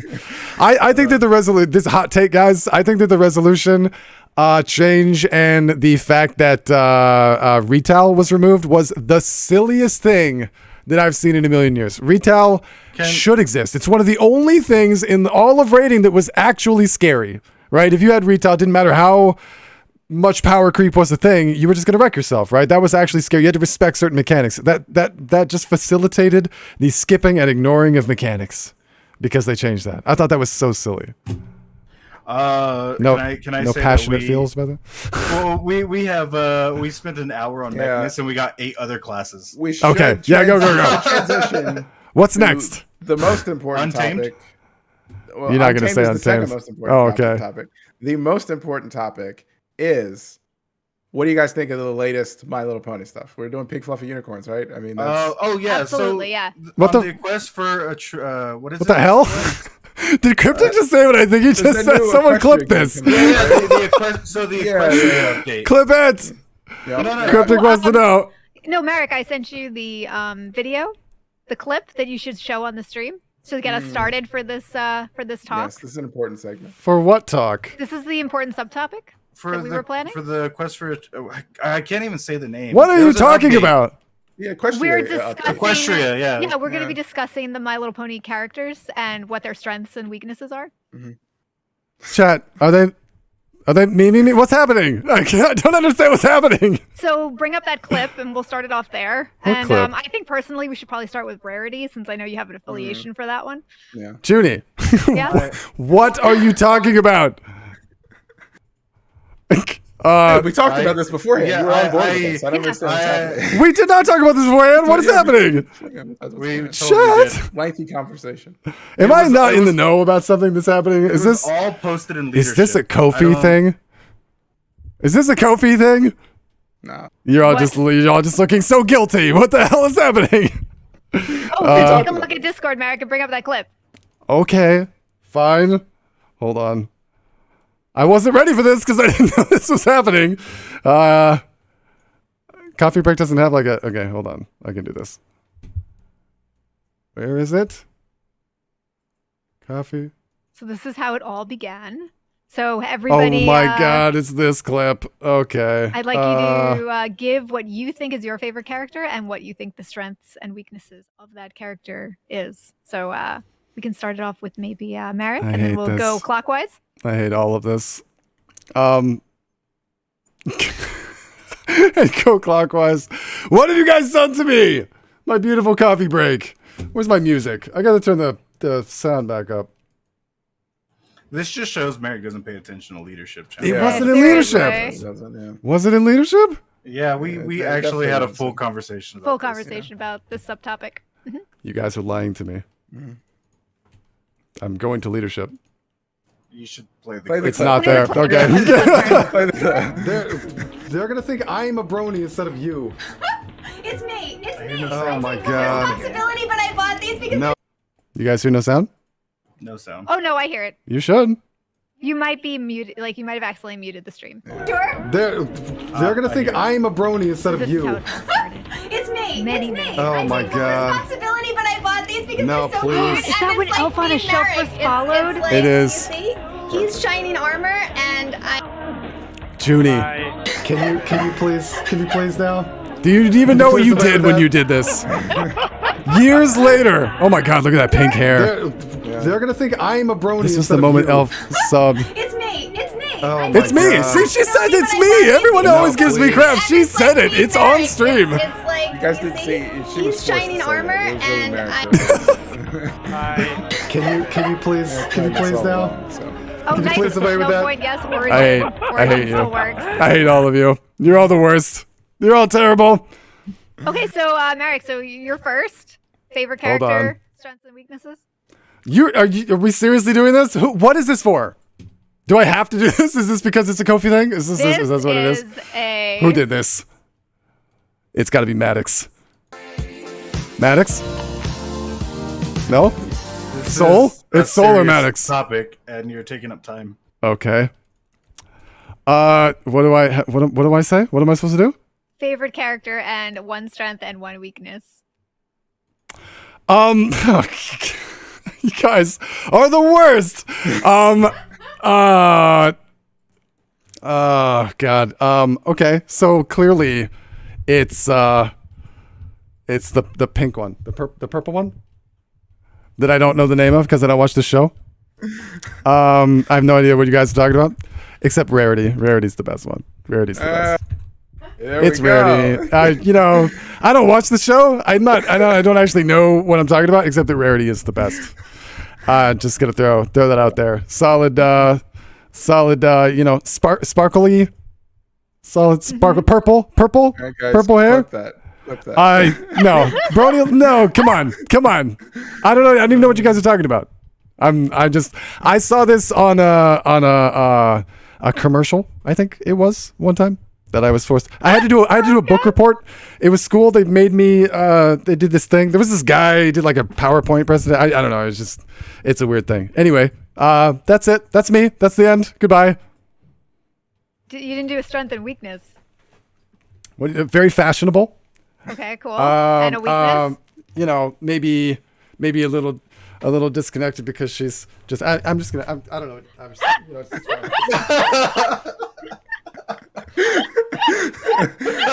Oh man, that was amazing. That was amazing. I hate all of you so much. I think this was the greatest April Fool's ever. Is that what this is? April Fool's, Merrick. And chat. Thank you, Null Point Origin. It's no point, wasn't it? You beautiful bastard. Thank you, Null Point Origin, for using one of your unicorn wishes to make this April Fool's joke happen. God. In the middle of coffee break?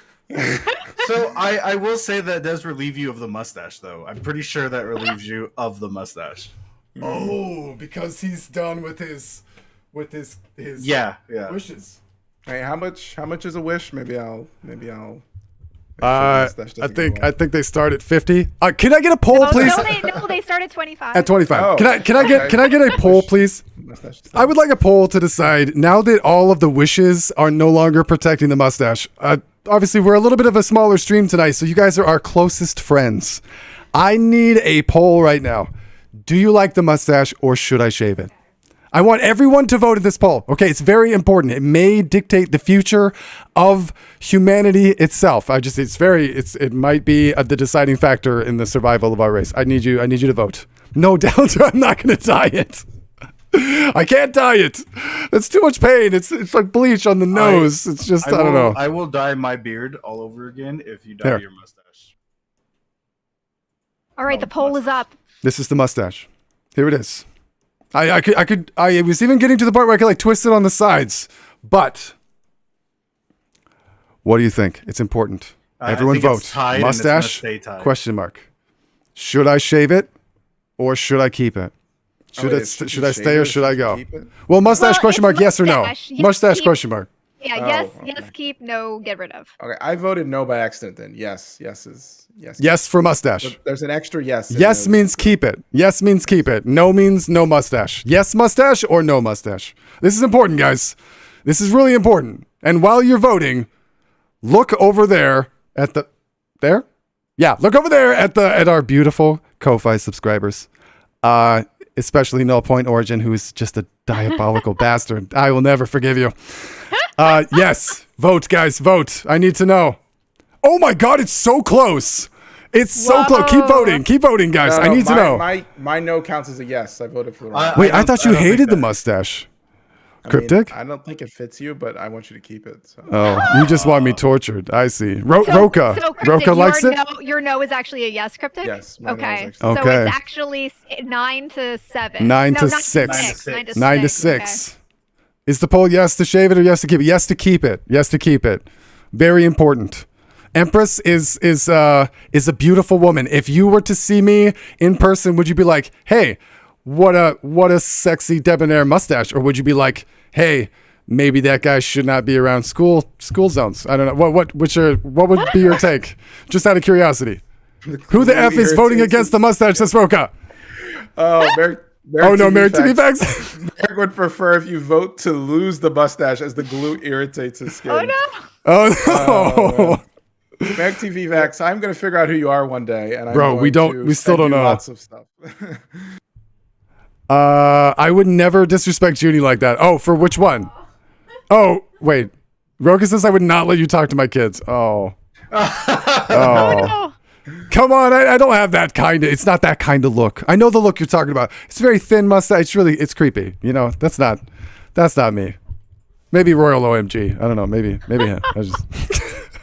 Azure says sexy man who should not be around schools. That's complicated. That's both. That's both of them. I don't know how to take that. That's much more complicated. But I wouldn't let you talk to my GF either. See, that's him and Azure have the same complicated reaction. Complicated reaction. Guys, this vote is too close. I don't know. Empress thinks you look better clean shaven.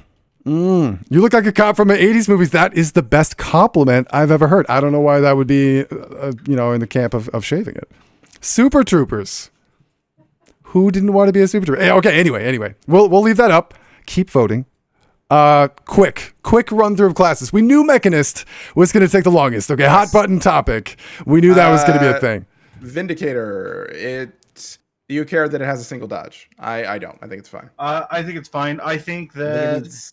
I think with the ability that's going to be able to give everybody quickness, because right now it can give itself quickness, like permanently. Roka, yes. If it's built that way. The doc. But I think with the ability to give everybody quickness, it's going to be a really good build. I think it's going to be pretty well balanced. So probably be in the same tier as the other quickness sources. So I think it's pretty good. Goose, yes. Overall. I know, Merrick, you think that the single dodge is fine. Do you think that, do you guys have a problem with the fact that it is a dual DPS and support spec instead of just focusing on one or the other? No, absolutely not. But let me answer the actual question. Do I think that it is bad that it has a single dodge? First of all, I'm only playing the build because of its dodge. Yeah, I'll tell you that right now. I think it's the coolest thing I've ever seen.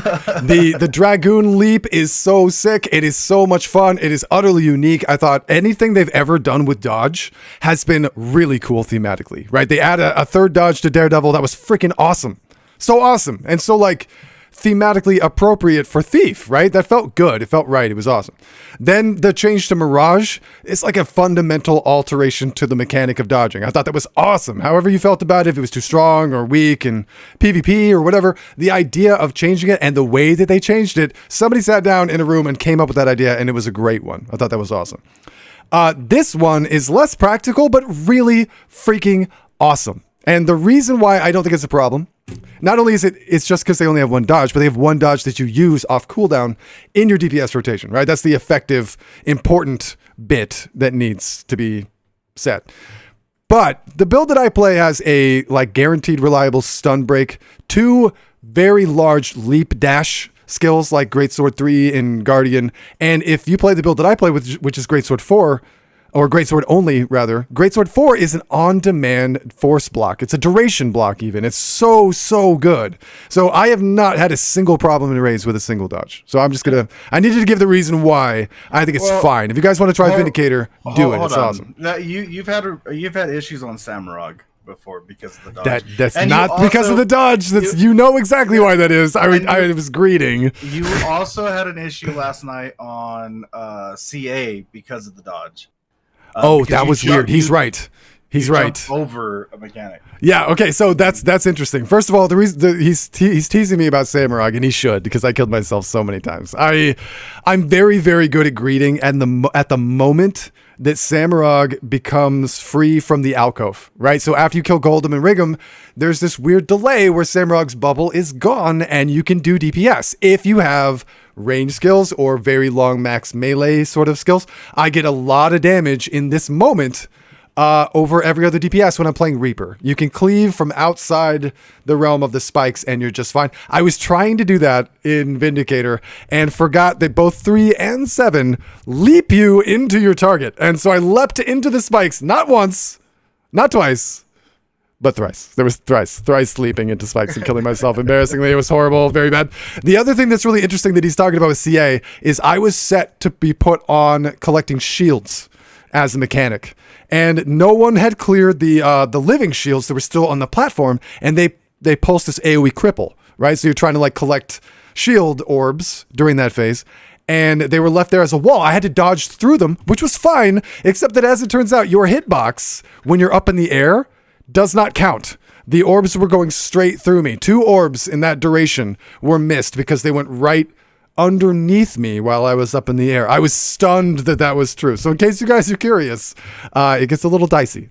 Yeah, I will say though, do you think that when you're dodging and you're up in the air like that, should you be invulnerable? Because you can still die up there. Doesn't that feel kind of weird? I think you should be invulnerable. You are in evade frames, aren't you? But not invulnerability frames, but they're I still see people die up there, and I feel like this isn't just a standard evade. You don't have 2 dodges, you have 1. Shouldn't you feel like this should be a little extra? I'm not saying it should be, you got rezzed in vulnerability, but like, I don't know, like maybe you don't take damage from condies or something. I've seen people die up there and it feels weird. Like I want it to be even more, dude. I want to go over Sabbath's flame wall. You're up in the air. I have seen no problem with that. You should absolutely be considered up in the air above all of those shenanigans. I think it should all count, if you want my opinion. Merritt goes to the moon evades. Yeah, I mean, it looks like that. You should be able to leap over stuff. Maybe not to like physically jump on top of walls you would not normally be able to. I get that, but in terms of like mechanics going underneath you, absolutely, you should jump over them. And one more thing, do you think the skill, I forget what it is, but it's kind of like the signet thing, that gives you, I forget the name of it, that gives you all of your, or 50% of your energy back, dodge back, or basically gives you another dodge. Shouldn't it be instant cast? Why is that? That should be instant cast. Instant cast if it was put on a longer cooldown. That would be my thing. I don't really care. I just wanted it. In fact, I think that's like a cool aspect of the build, and I think a lot of Vindicator players forget that that's even there. If you need a dodge, or if your dodge, like if a phase is up, right? Like the slam from the dodge is huge. Like the damage is really good. That's why you use it every time it's up in your rotation. So I think that you can like big brain use it to get ready for a burst phase. If the boss was invulnerable beforehand. But, if it was instant cast and the cooldown that it is, I think it's sort of, I could make the argument for why that's too good, maybe. No, I mean, I think the way you described it about just nerfing the cooldown a little bit would be the right way to go about it. I guess one more quick thing isn't the movement kind of weird on Vindicator? I don't just mean the up in the air with the dodge, but I mean the dashes. Like it has two. Has a couple of dashes. 3 and 7 in 7 in Alliance. And they're very wonky. Have you noticed that? Like, and it's especially weird They're for different. Revenant players who are used to the Shiro dash, which is the best.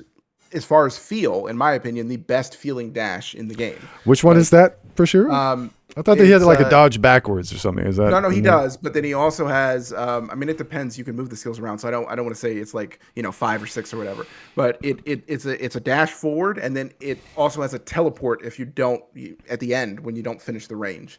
It is very, very. It feels perfect. Like the animation. I just mean animation wise. Animation, how it feels. It is very smooth. Do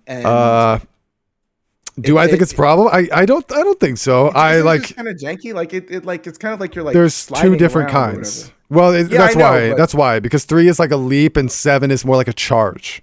And so when you use them, they do feel different. But I like today I was doing Samurag, and as soon as the fight starts, you have to rush into that boss. Or the same thing with Sabbatha. I guess I don't notice the awkwardness. I just love the mobility because the moment that I see the fixate start on Samurag, or the fixate has been chosen, I go dash, and I'm the first one in there doing a bunch of damage, and I just love that sense of mobility. And I didn't even know there was one on Shiro, man. You're telling me I got a 3rd dash? I'm freaking out right now. This is just Shiro? Yeah, Shiro has it's Alliance Shiro. Yeah, the best feeling dash in the game, in my opinion. I forget what it's called, but yeah, it's not the one that flips you backwards. It sends you forward. You need a target though. You can't just do it. It has to be target. I like Shroud 2 in Reaper. That's a good one. You like that one? Not impressed. Okay. So let's move on to Untamed. It needs to be buffed, right? Everybody agrees? No, 55k. It needs to be nerfed, dude. What are you even on about? They just need to fix the swamp skin. Yes. And everything yeah. Phase traversal. That's the name of the skill. Thank you, Dalendra and Azure. That's the one on Renegade. Phase traversal. Phase traversal, yes. I'm bad with names. So. I agree. Untamed needs to be buffed. Yes. Crazy amount. A crazy amount. What amount do you think it should be? In PvE, let's just say PvE. We're not talking about PvP this time. Just so PvE. PvE, like so I don't know if you guys have seen the rotation. I know we talked about the hammer rotation that's like ridiculous, the 33k whatever rotation. Which is also not legal, by the way. That rotation was even though you could get doing that rotation, you could doing it the way he did it with a macro. Is this confirmed? Was he using a macro? I never saw that like guaranteed. I kept trying to find it. I got it. I heard people talking about it that seemed like Isa was talking about people that seemed like they had insider information about it. Perhaps it's not true. Where's Isa? So the rotation is ridiculous. So you got to keep in mind this is a 1 weapon rotation, and it is ridiculous to It's 1 weapon and super fast. Yeah, exactly. Surprisingly super fast for a single weapon rotation. So I feel like either we need to figure out how to just buff the damage overall, maybe make some of those cooldowns longer so we can incorporate another weapon, or figure out something. I mean, I'd also like to point out I haven't been able to find them because the thing that I was using to get those logs like disappear, and they were actually sent to me. So like I can't even. I'll have to go back and look through and find them. But I mean, I sent you a screenshot, Merrick, and I had way more logs than that of Untamed being top DPS in fights by a significant margin.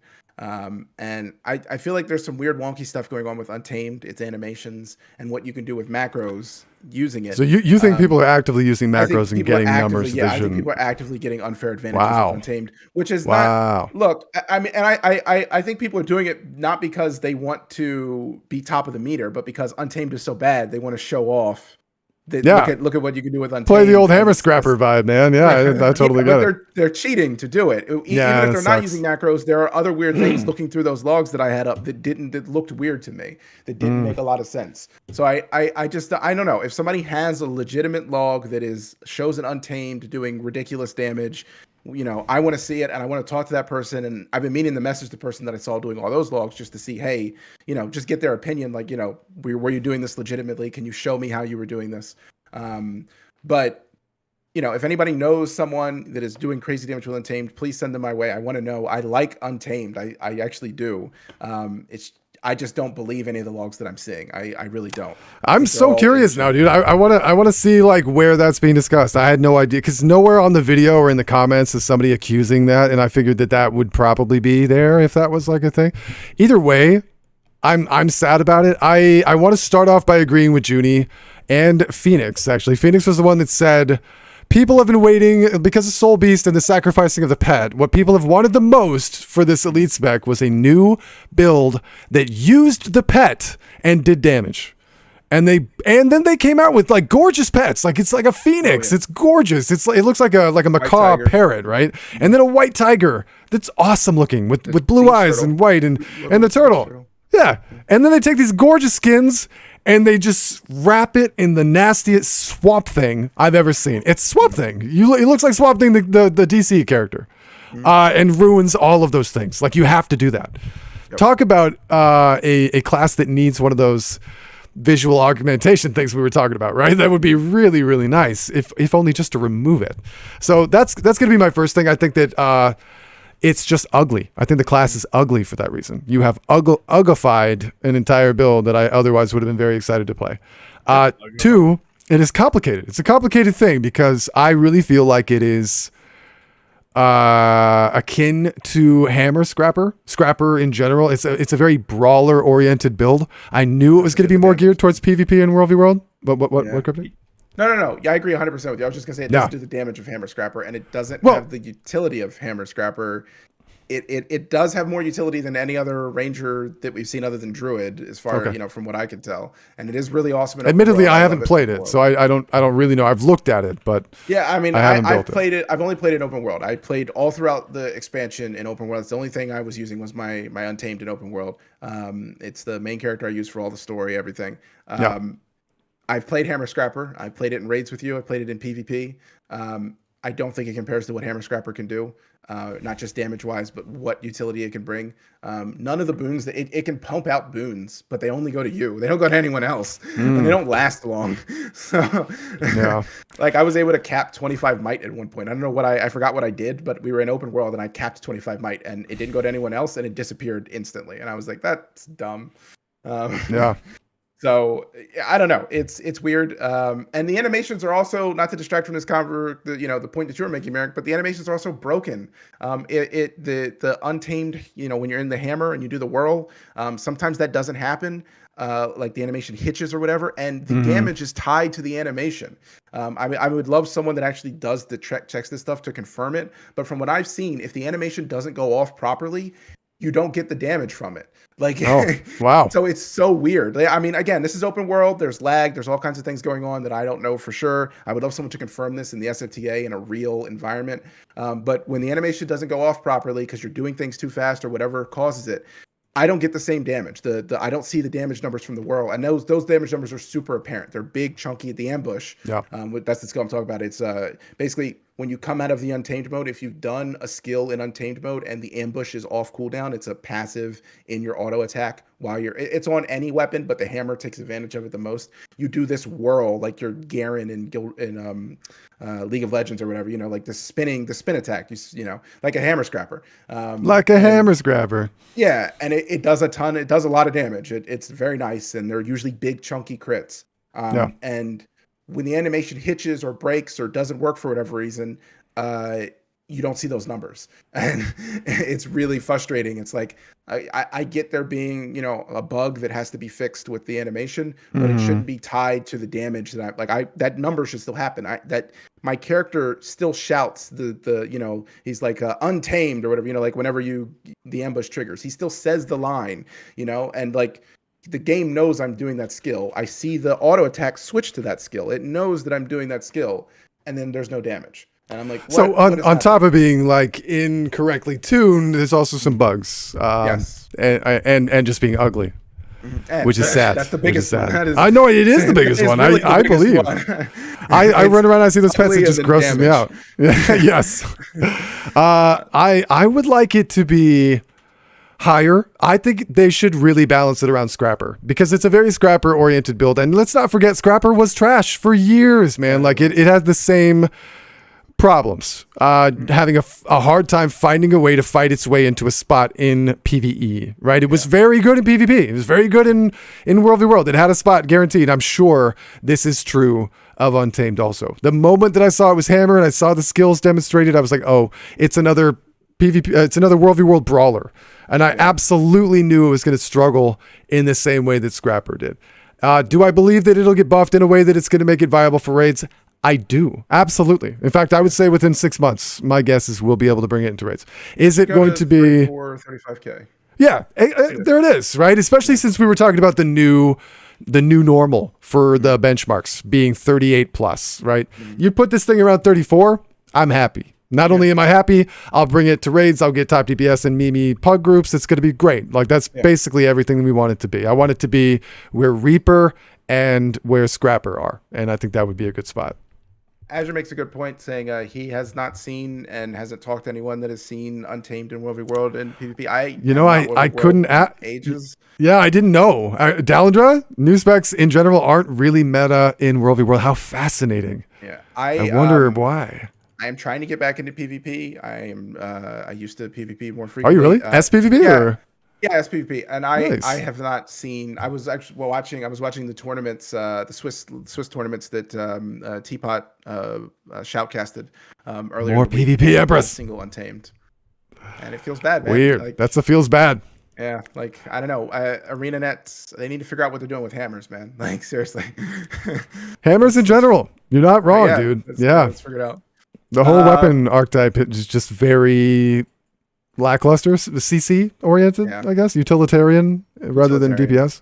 Bladesworn. Bladesworn seems awesome. I think we all want to learn it and play it. It actually seems like it's the one that causes the least controversy. Should the banner's bench be 500 off the actual DPS bench? It's 37K. It's insane. It's almost 38K. It's insane. Yeah, I know. Like these. Even just to take off of what ArenaNet has said themselves, these kinds of choices should be choices where you're making a big choice to drop DPS for utility. That was the whole crux around the Catalyst argument, by the way. And by the way, just to retouch on Catalyst, I was 100% right about that. It landed great, and every Catalyst player I've talked to is thrilled, not just with the numbers, but the mechanics. We'll get to it. But I would say it is. Yeah, I don't know. Getting these numbers in the right place is tough for everybody. I think Bladesworn is very unpopular for some reason. Well, because nobody's bringing banners to things right now because they don't. But it was very popular and successful in the beta. People loved it, and so I was so stunned to see it was just not much more damage in the beta. It was like that's true. It was 50 something K. Yeah. That's true. So I think it's really good in our structured or in our organized group, we actually bring BSBS, which is Bladesworn BS. It does crazy damage. Obviously it provides the unique buff for right now. So it's a better banner. It's a better banner. It's a better banner. Yeah, it's a way better banner. And I'll say that like 5 times fast. It's a bigger, better banner. Yeah. So I think it's in a pretty good place. It needs to be tuned slightly, but overall I think it's okay. My concern, because nobody's, obviously, there are groups are bringing banners, but I think the raid community as a whole is avoiding banners because they don't know. They're trying to envision what it's going to look like in the future, and so they're not taking things that are going to be gone in the future. Maybe if banners get 100% alacrity uptime or 100% quickness, imagine a banner that gives 100% quickness. Goodness Stop gracious. it! Stop it! Don't even speak that into existence. That would be scary, man. If that happens, Roz, literally, they're not going to change anything. The build, I don't think that. Maybe they'll have to take some concentration. And if that's the case, then it'll be fine. But if not, and it's 100% or a lot of quickness, so they can be a hybrid support or something. Like a supplemental, like I do with my damage RR build, where like the old RR build, where I'm basically just supplementing alacrity because we need more. Yeah, a 38K bench that gives a ton of quickness from a huge radius banner is scary. Yes, it is. So I'm pretty sure they'll balance it to where I think a factor. I bet it lands around the other quickness sources around 33K somewhere. Oh, there, so. Azure said something interesting too, though. Better DPS banner has 1 CC though, and it's tied to their biggest DPS skill. So utilitarian From a utilitarian perspective, it does not carry in the same way that regular banners did, right? Very true. The DPS version is also the same as well. Better DPS, but does not have the CC. Yeah, a lot of the CC is out of it now.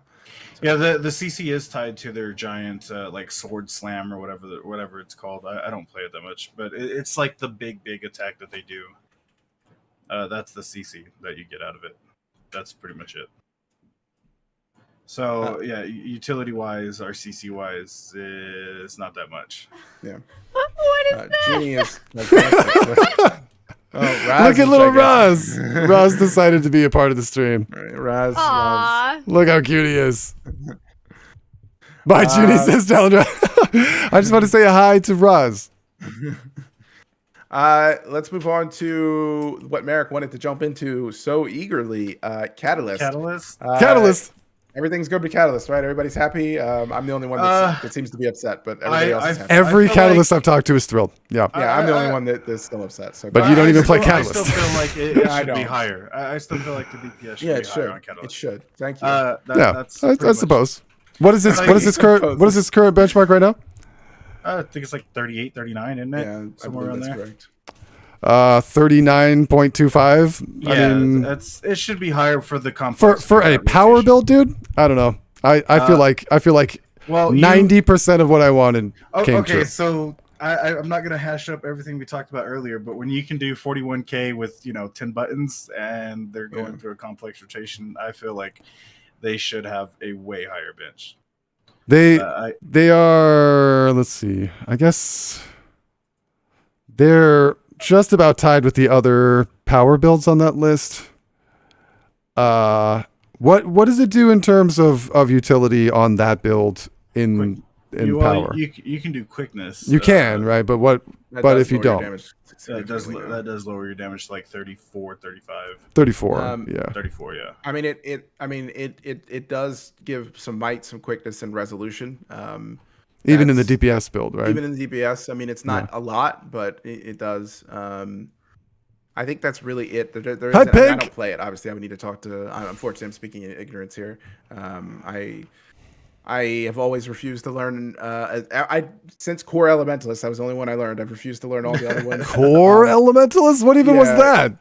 That was Lava Font, dude. Lava Font and Ice. But that that was before raids. Period. Yeah, I know. Yeah. I don't know if I'd call that learning. Okay, well, you're okay. You. I'm done talking to you. Sorry. No, I mean, I think these are awesome, and I always get blown away when a Weaver or a Catalyst comes in and does insane damage. I just don't want to learn them because, like, down DPS.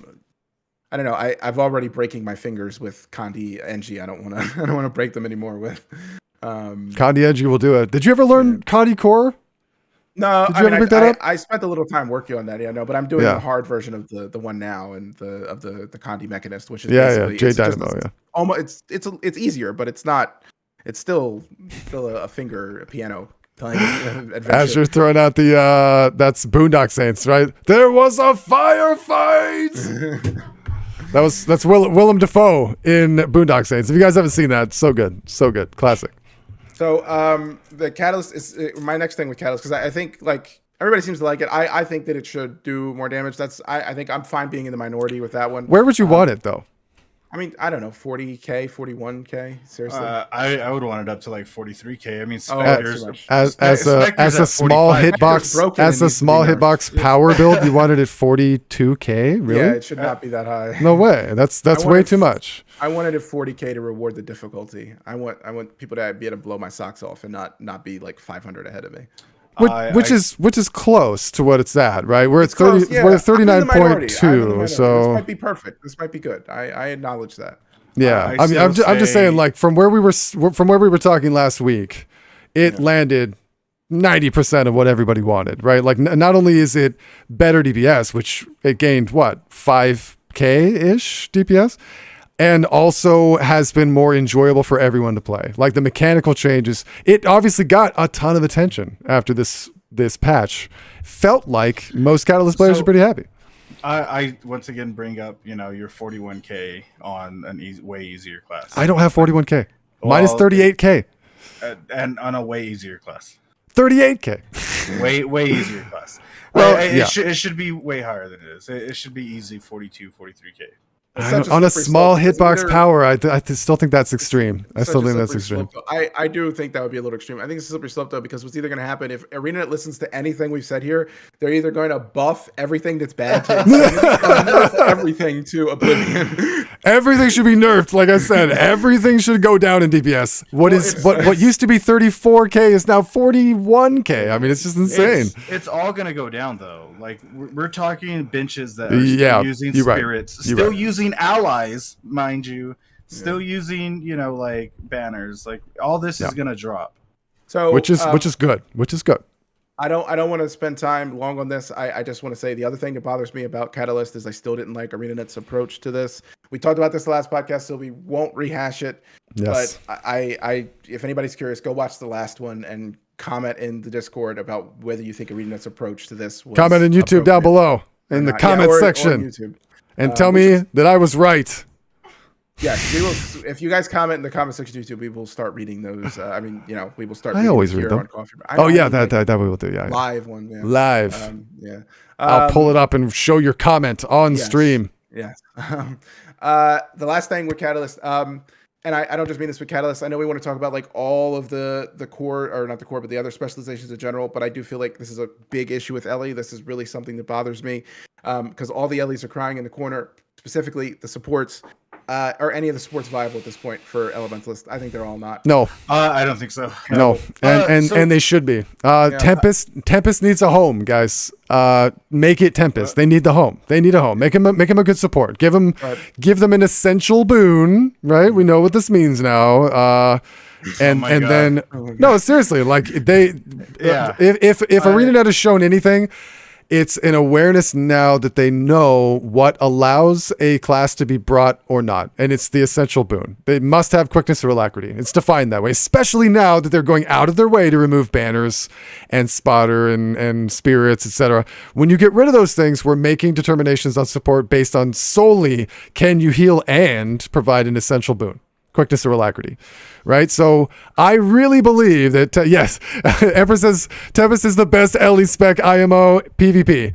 PvP. And we're not talking about PvP, but I still believe that Empress is right. I love Tempest. I adore that build, that class. I'm so sad that it does not have real inclusion in raids. Don't tell me that it's a viable DPS build. It is a meme. At the highest point, is it a meme? Power, Tempest... Talk about a build that you have to work your absolute butt off to get mediocre numbers. And it's only largest of hitboxes. Otherwise, you're not going to get anything. And then Condi that's the ultimate meme. If you're going to give it anything, it needs to be a support build, especially since Weaver and Catalyst have proven really good DPS positions now. Give us the Tempest support build. And I mean, go ahead, Bars. I was going to say, talking support, and talking like how unviable some of this is.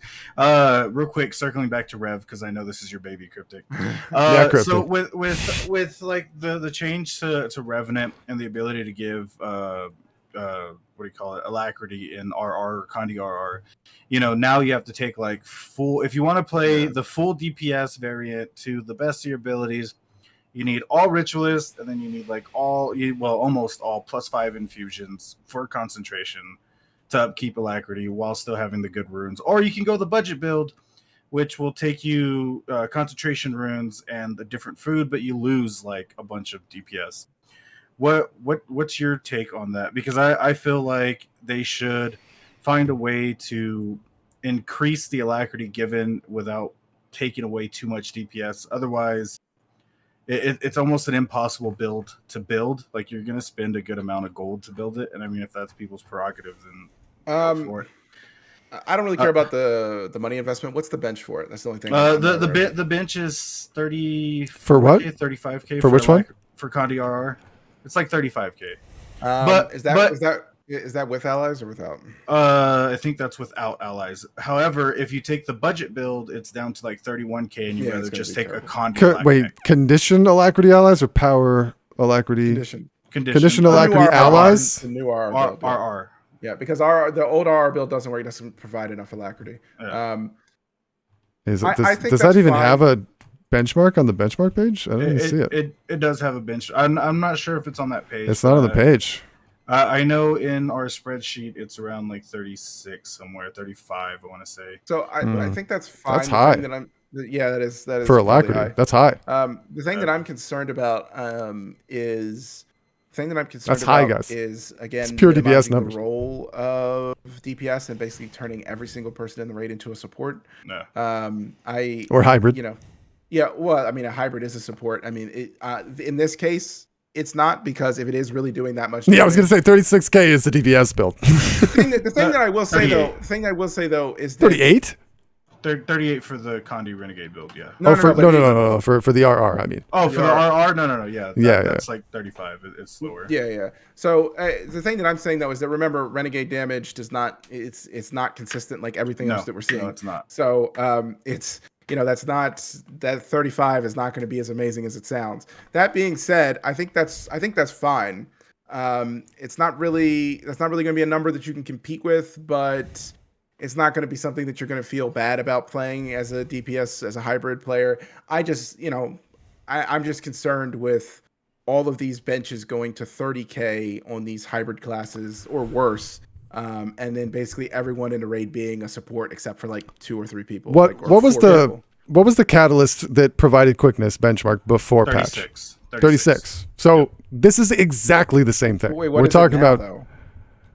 I don't know. I guess he's 36 because it didn't change. No, before. Oh, you mean yeah. Well, no, and that's my point, right? Like now it feels like the argument is exactly the same. The entirety of ArenaNet's nerf and the speed at which it was nerfing it was that it was taking an essential boon role in a group that is capable of being given by a ton of classes. They're trying for a variety. They felt like it was way too much DPS while giving that boon, so it needed to be nerfed. But that's the same number with the same boon uptime, right? With the I guess with RR you're hybridizing it, right? Because you have to have two RRs to do. That wasn't my question. My question was, do you care enough about the build really to spend the gold? Because to play the high DPS 30K, I see. Build, the RR build, you're going to put the gold into it because you have to have +5 infusions of concentration so you can run the right runes. Yeah. Otherwise, you have to run concentration runes, and you're at like 30, 31. You lose a lot of DPS. Yeah, that's interesting. I would absolutely do it. It's not only is it worth it because, again, we're talking about minimalizing damage and making them more supports. also Basically, what's up, you could argue that 6 supports is running 6 supports in a raid is going to be a good comp when spirits and banners change, right? Like, I don't think that's what it's going to be, but I could construct that argument for you.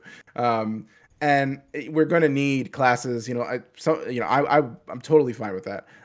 It sucks for people that aren't going to have access to that, that don't have the gold to do that. But this is Guild Wars 2, guys. Come on. Like, this isn't, go farm some gold. It's not going to be the end of the world. For the infusions? Well, because that's like, what is it? It's like how many magnetite shards per infusion? Well, it's gold as well with the magnetite. I know, and it's 200 and something gold, 250 gold or something for a full set of 18 infusions. That's expensive. It's very expensive. Yeah. Plus, if you're going to pay for like stat swaps, because you have to get ritualist gear, or you can go farm it. I have legendary gear. Like I'm in the same boat right now because of Condi Virtuoso. Condi Virtuoso requires 18 precise infusions if you want to run the optimized build. Otherwise, you need to make drastic changes.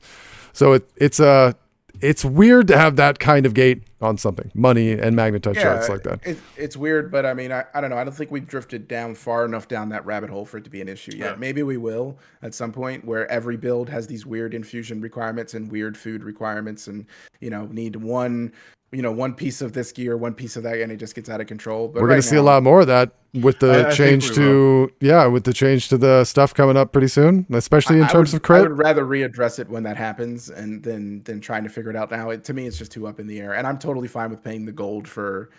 There's not many things that sink gold into this game. Like I'm fine paying the gold to actually. I'll tell you right now, I actually do plan on buying the 18 precise infusions, because either I'm going to use it right now on this Condi Virtuoso, or I'm going to need it for something in the future. Like that's actually a relatively decent investment for me. The only thing that's weird about that is the Rampagers gear.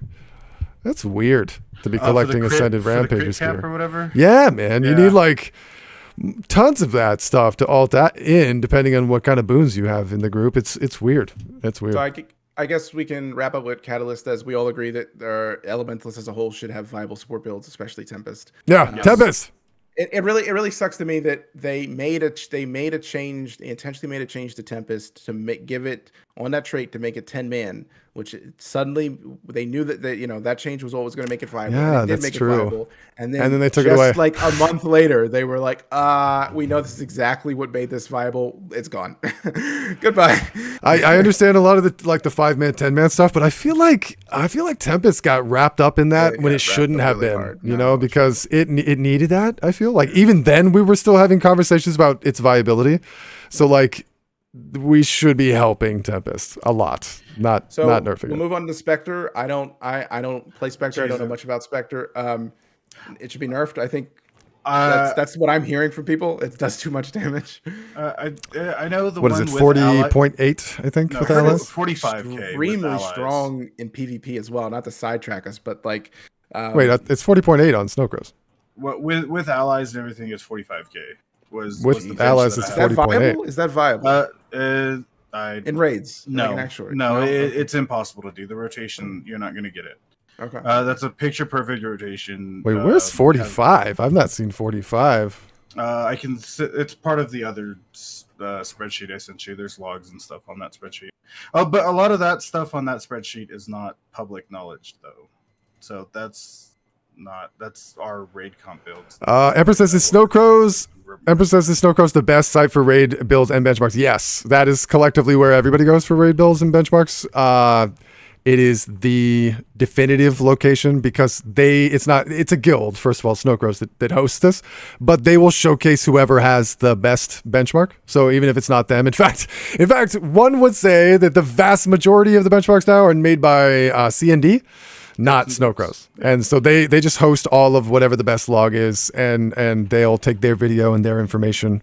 So yes, Snowcrows is the place to go. Meta Battle exists for raids just like it does for PvP and World v World, but those builds are not like peer filtered, or I guess they're only peer reviewed. They're not like community accepted. It's sort of a weird thing. If you enjoy reading, I send people to Lucky Noobs because Lucky Noobs has a lot of reading material, specific kind of thing on what to do. They also have the videos, the build, and everything else. But they have a lot of reading material if you want to do that. But no, Spectre's overpowered. However, the ability to give boons in Spectre is weird. I've seen a lot of Alac Spectres, but none of them can really upkeep full alacrity, if that makes any sense. With most of it being well-based, I think so. A lot of them have got the grasp of how to give boons, and it's kind of the same thing with the Chrono thing that me and Merrick go back and forth with sometimes. What about Chrono? The well-based alacrity and stuff. I hate it.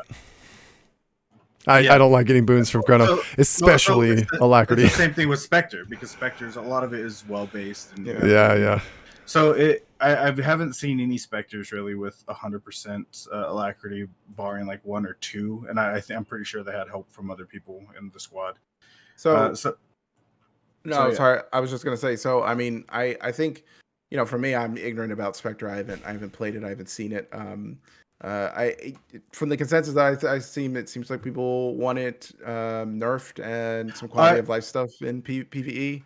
I know in PvP people definitely want it nerfed. I mean, I think people were saying that they would take like as many Spectres as they could if they had enough Spectre mains in PvP. I'd believe that in PvP. I think they should rework the way that it gives boons. I think the DPS variant is an outrageous number and it's really hard to get. So I mean, if people can get it, then by all means. I was gonna say anecdotally, I have not seen any. Any of these Spectres walk in and just embarrass everybody. Like just my own rating. I haven't been hearing for the big cheer to nerf this build, and I haven't heard that, and I have not seen Spectres come in and dominate. They're not overly popular, and they're not doing those kinds of numbers anytime I group with them. So I don't agree that they should be nerfed. I don't know what's going on with them really. I haven't played it I built it and I brought it into the SFTA, but I haven't brought it into raids. Yeah, I haven't seen any like you said, I haven't seen any specters come in and do anything crazy. And I think the thing for me is consistency. Like, if they aren't consistently able to do that damage, I mean, we've seen weird benchmarks surface around before, right? Like we always see weird benchmarks, and I'm not saying anyone's doing anything they shouldn't be doing, except maybe with Untamed. I'm not saying anything they shouldn't be doing. What do you mean? But Eric, you remember that Renegade benchmark that was like 45K or something on MO? That had two people dying sus right at the beginning. At the very beginning, one of them was a GG, and one of the people that died we know is an extremely good high-level raider, like as good as you can be. It was extremely sus. Everything about that log was sus. Weird. Yeah, we've seen logs like that before, where people have figured out how to get a great number, and they create the situation to make it happen artificially. And then they put that log out there and don't say anything. And they're like, "Oh, look at this number," and it just sits there for a while. So I think from what I heard or from what I've gathered with Spectre, from my ignorant opinion, I think we're all on the same page. Let's just let it sit. I mean, and see what happens. It needs to be nerfed, but let's just let it sit in PvE and maybe make it the wells a little better, because. Oh yeah, well-based editing is kind of tough. Anyway. Nobody likes it. Ukan says, I do like how comfy Spectre is, almost like raiding on core necro, but it actually doing reasonable damage. That's fascinating to me. That comparison is really interesting. I'm gonna try to take a look at it. Looking at the rotation, it looks like it's got a real rotation. Just looking at it on paper. So I'm fascinated. Oddly enough, though, when you look at it, it looks like any other Condi Thief build, right? It's got 2 Venoms, it's got a Trap, and it's got Thieves Guild. It's even taking Hide in Shadows. Like it's such a regular Condi Thief build. So I don't know how this pans out. Obviously, it has a stance, so it's clearly very different. But now that we've talked about it, I'm going to take a look. Next time we have a podcast, I'll have more information about this. So we talked about Virtuoso before when we were talking about overpowered things. Yeah. We can touch on it briefly. Everybody agrees this should be nerfed, right? Like this is too easy, too much damage. It's all ranged. Well, again, being unrealistic, right? Because if you have the number is an optimized gear with optimized stats, which is taking Writs, Rampager's gear, Sinister gear, and 18 precise infusion. I mean, it's ridiculous. The demands that this class has. It's the neediest thing I've ever seen in my life. I'm trying to build it, but the budget version, and then I think CAG sent me like a different alternate version, which was practically entirely Rampagers. It had like one piece that was Vipers, and everything else was Rampagers. It is obviously very strong. The rotation is streamlined. It feels good. It's quick. There's lots of shatters. I think you take the trait that there's 2 shatters for F1 and then F2. Sorry to interrupt you, but is there still a complex rotation that does like all the crazy stuff that P Chrono did, or is that not a thing anymore? I remember people were talking about that initially. Yeah, I mean, there's no continuous split to vie with, but it does take the double shatter in F1. It uses F2 and it uses F3, and so like the amount, so you're doing 4 shatters effectively, and you'll still have blades to spare. I mean, it's very crazy. In fact, that's part of what makes it sort of forgiving. It's not as clone perfect, like count to this clone, etc. Like there's an overflow of clones. You even take the generate a clone signet just to generate one every few seconds kind of thing. In fact, it's all signets except for the elite skill, and then it has a very P Chrono-esque loop that is very comfy. I would say that overall the build is very fun, satisfying, easy to play. It is 100% ranged, which is incredibly potent. Yeah.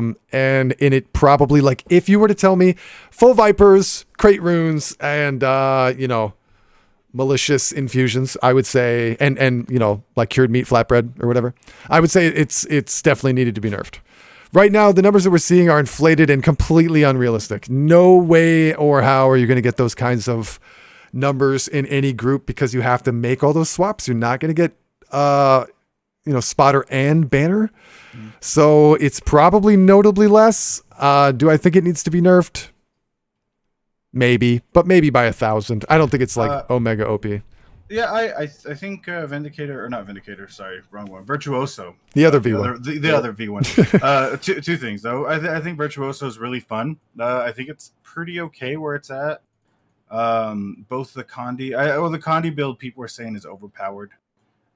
It's much better than Power. You shouldn't be playing Power if you ask me.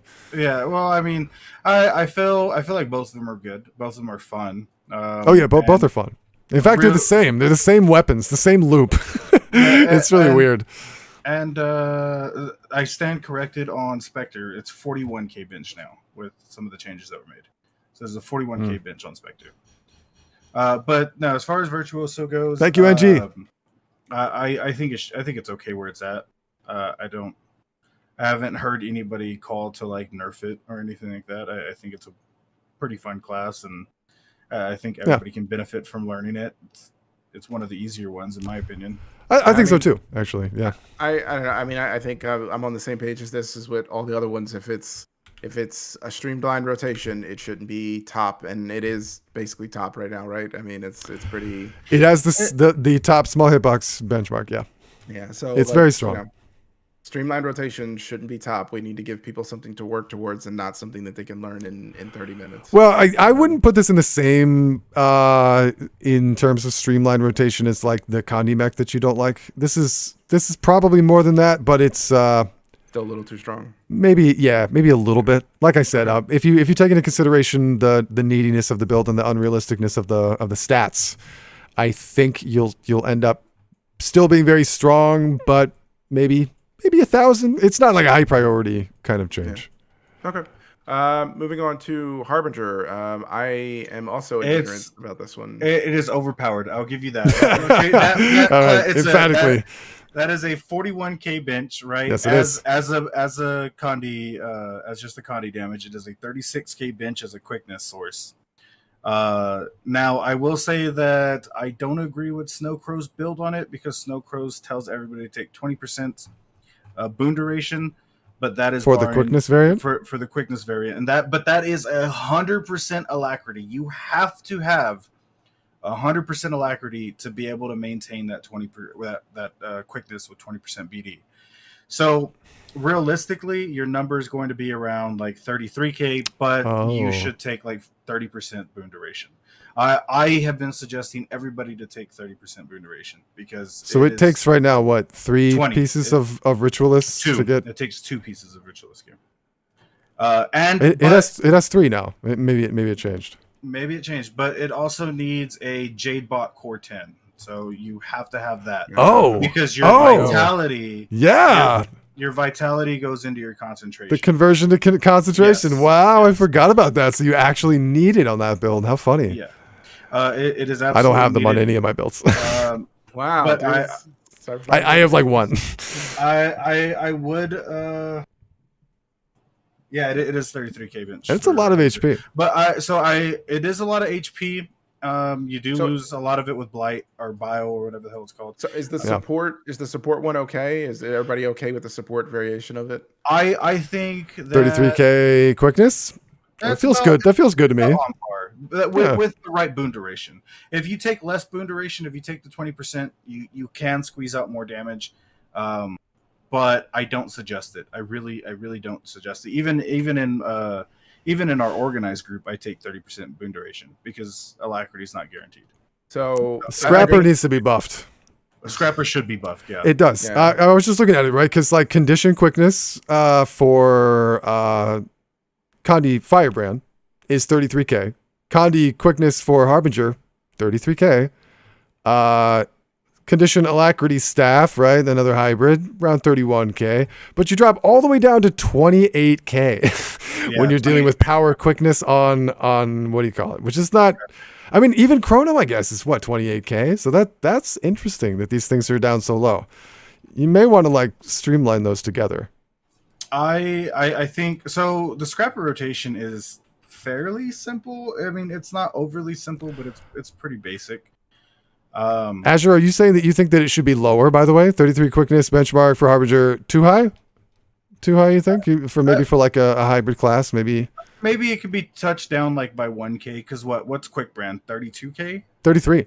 33? Yeah, see, it's on par with Quick Brand. You think they should both be moved down to the where the Scrapper is, or should Scrapper and Chrono be moved up? I think Scrapper should come up. Chrono has a lot of utility, and it's kind of rough if you're getting used to continuous split. So I feel like that one should probably. Oh, Azure, I see. So I mean, it sounds like we're all good with the support. Harbinger. Though. Yeah, the Harbinger support is good. Well, as far as the DPS, I'm looking at the rotation here. It doesn't. I haven't played it. I guess my first question is, can you kill yourself? No. Okay, yes, you can. Can you actually kill yourself? You can kill yourself. Blood is power. Wow. And big lands will F you up, man. Okay. It will hurt you. Wow. Okay. So the rotation does look simple, but if you can kill yourself, that's a pretty big risk. If you take a hit and then you're just doing your rotation and the next skill is blood is power, dead. You really think that looks simple? That's not that simple. Oh no. Okay, let me tell you real quick, guys. It is not complicated. It's an opening, a shroud loop, a pistol loop, and a scepter loop. There's no freaking loop. All right, there's no loop. You guys are okay. That thing. It is literally all your pots off cooldown. Shroud 1. 1, 4, 3, and then just keep repeating that. And then once you get out of shroud, everything off of cooldown, like everything. So it's kind of scourgy, just play whack-a-mole with your skills and. Okay, hold on, Mr. Reaper. It is very Reaper. It is so Reaper. Well, but you can't just push buttons randomly on Reaper, right? It's more of a Dragon Hunter rotation. No, you have to sort of ramp things up. What do you mean? You put down your wells off of Reaper on cooldown every time you. But that starts a chain reaction. Like with Scourge, there's no rhyme or reason. You do hit all the buttons, but they can be hit in whatever order. It doesn't really matter. And but the triggering like your pots to go back into shroud and count your barbs out. Sizon says, "Smash my face on keyboard." Got it. Yeah, so like you do count it with barbs. You do count your shroud with soul barbs. Yeah. Yeah, it seems like there's a blight component consuming blight as well, but I mean, it doesn't seem complicated. So it's not hard. Like it's a very, very. I picked it up in like 20 minutes. Like not even that. So where should this fall? Where do you guys think this should fall? I think it should drop down. You could kill yourself. I mean, I don't think doesn't seem like a realistic risk. It's based off what Azure's saying. But I mean, if that's a possibility, that's some risk, right? I can't. You look tanky, 27k HP, but you have 18k HP most of the time. But 18k is still very high HP. That's a very comfy place. I'm not really concerned about that part. Is fine. The 18k is fine. That's perfectly fine. What I'm saying is that. Like with blood is power, since that's not a max percentage based HP take, it could just kill you if you're low enough. If you take a big hit and then I don't know. And so the only other class I'm worried about killing myself on is ECSU Hollowsmith. If you overheat, you could straight up kill yourself. You can, you burn a bit. Applying blight to yourself and then like going blood is power, plague lance, and go back in the shroud. You are at a risk for a little bit. It's kind of iffy. And if you get hit by something, you'll probably go down. Because with all the blight stacked, you stack 25 stacks of blight, I think it is, 25, or you stack the full stacks of blight that you can. So your HP is really low. Like your HP is so low from stacking all the blight. Does it have good accessible CC? No, Oddnob here just said that in chat. He said it has no utility besides CC though compared to Firebrand. So like, I guess it does have some. What do you use for that? Shroud 5 is a CC pistol. Is any of that part of the rotation? Yes, it's all part of the rotation. That's the big question then, right? Shroud 5 is not part of the rotation. Okay. I mean, if you have a couple that aren't part of the rotation, then it's good utility. But if not, then it doesn't matter. If it's part of your rotation, it's unreliable. So. Yeah. It's kind of like Kandiar. Like we have rotation there, but we have CC, but it's not part. But you don't want to use it. Yeah, pretty much. You can't. No, I'm the same. I'm the same for Vindicator. You can, of course, right? Like you can go staff. You can hit smash. No. So, but RR, you actually can't. We have to correct. People need to understand that. Condi Revenant and Condi RR Revenant. Just because we have CCs, we actually physically cannot use them most of the time. First off, they're part of our rotation. The good ones are part of our rotation. That aside, the ones that aren't part of our rotation, and even the ones that are part of rotation, they all take lots of energy. And you are based. Your rotation is a rhythm-based rotation. You are constantly draining energy. You cannot plan that around the boss having. You can save. You can stop doing damage and save, and then have energy. But you're in a rhythm. You're all about a flow, and you want to continue that flow. So, but you can swap to staff and hit staff 5, right? No, you don't have staff. RR. Yeah. Oh. Yeah. You're right. You have an alt weapon. So there's just no way. Jade wins. No, we don't have Jade wins. You also wouldn't have the energy to do that anyway. That's like 50 energy. I know. I'm just getting into this now because I've never played Revenant of any kind except for now. Condi Revenant. No, I'm not gonna do it. But Vindicator, like I see what you mean. Like sometimes it's a huge pain, but I'll swap legends to get the energy and then I'll spend it if I need to. No. So Vindicator, it's possible. Just like with Alacrigate, right? It's possible. You have good, and you should do that if you have access to it. You know, if it lines, you know, if it works out.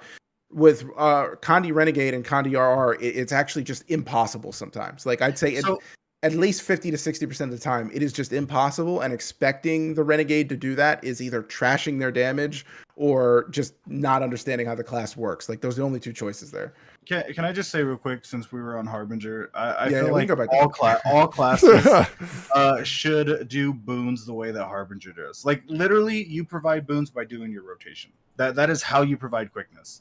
You do your rotation. There's nothing different from the DPS rotation. Well, yeah, the DPS rotation and the quickness rotation is zero difference. You do the same rotation.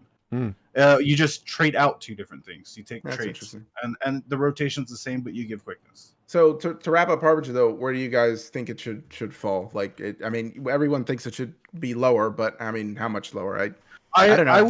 I would take it down from 41 to 40k. I think 40k should be a pretty decent bench for the DPS. So that's another pretty close to what it already is, right? And I love the idea of a build that makes it so you can kill yourself, or that you're giving up survivability for DPS on purpose. Like that was very attractive to me. Even just like what is it? Berserker. When you take Berserker, you lose 700 toughness or whatever it is. Like I like that idea. The role-playing sense of that makes a lot of sense to me, and I think you should be rewarded for being super squishy and being able to do good damage. Again, I'll have to look at the rotation. It looks like it's a lot more than we were giving it credit for, but I'll take a look at it. I still think 41k. It's hard for me to answer these questions because I think 41k is high for anything. I don't think anything should be 41k.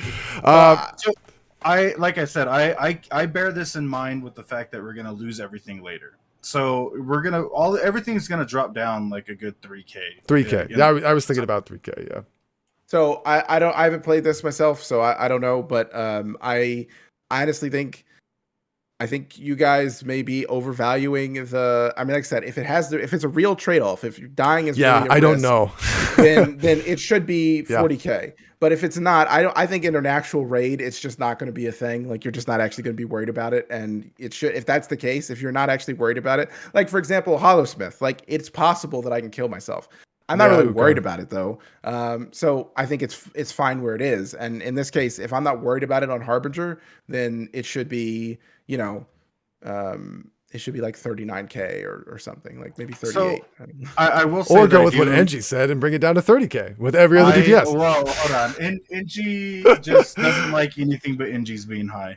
I'm with you, Engie. I would love some sort of like super hardcore month. Force everyone down to 30k for a month. See if we can all remember how to do raids. It'd be so much fun. I bet you lose every bit of players that you have now doing raids. All right, guys, we're going to set up in the MTV community. We're going to set up a full clear in like blue gear and see what the numbers would be.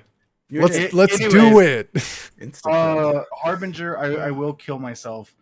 When we do our statics, I'll probably die like twice or 3 times. Not full dead. I'll have to be rezzed a few times because of blight. Okay. Yeah. And me being so low to going into a mechanic or something. Yeah. See, to compare it to Hollowsmith again, like you can die, like you can kill yourself with ECSU, and the benefit there is like a 500k, a couple hundred, that's not 500k, a couple hundred, 500, 400 DPS increase. And obviously the DPS is applied differently, so it works better for different fights. But that's the benefit there. And the trade-off is that it's not really a risk in raids. If you know the rotation and you're good at it, the risk of killing yourself isn't that. It's actually the bigger risk is that you lose DPS. Killing yourself isn't that big of a big risk. Yeah, that is a big risk, but it's not really that big of a risk. So I think the trade-off is actually fair, and I don't know if that's the case here. It sounds like it's not, but it might be. I don't know. I have to play it. I have to maybe watch you play it more, Virus. So there you go. Stream on Wednesday. All right, let's go. Last one, guys. Go follow the Dr. Virus. Yes, the green guy. Last one, guys. Will Bender. Nobody plays that, right? Okay, you know what? Whoa. Where's Dewey? If Dewey's in chat, he'll be really offended. Knight also plays it. I've seen Knight play Willbender, and also Kag. Kag is also playing Willbender. So we have a few friends who play it occasionally. So I just seen Willbender. I don't have that much experience. I played it. Condi Willbender is at 41K on the benchmark. Yeah, strong, right? It's like really several Willbender options too. Condi 40.2, Power 40.1. My only complaint is that they're so very much like previous Guardian iterations. The skills and the weapons, it just looks identical, man. I just can't. It doesn't feel new enough for me to get into it. Does that make sense? I know a lot of people that really enjoy it, and I know a lot of people that are like, it's kind of the same as before, and new skill skins is pretty much what they summed it up to. I have no feelings about it. I haven't played it enough. I barely touched the class at all. But I know a bunch of people in our community have played it, and I have seen it in raids. I don't know where Cryptic's been at, because we have definitely had a few in our raids. Yeah, we have. People play it. It's I wouldn't say a few, but I see the same amount of them as I see Vindicator or even Spectre. I'm not seeing a lot more Spectres. I saw a ton. I saw more Spectres and more Harbingers right when EoD came out. They seem to be falling off as well. I'm oddly enough, dude, like for a game that just came out with 9 new elite specs, I don't see as many new elite specs as I expected I would. Is that weird? Have you guys been seeing that same thing? I still see a lot of the previous builds floating around. I see a lot of previous builds, and I mean, we've kind of seen that with a lot of the past patches. Like, you find something that's good and you just roll with it, whether it's new or not. I mean, wow, we've gone. It's not rather, it's new and shiny, so I'm going to play it. I think people are just kind of on the, this is good, I'm going to play it and let's get it done with kind of deal. Azure says, April Fool's patch notes, Willbender will stay special because with the End of Dragons users of the Dragon Hunter specialization have been retired.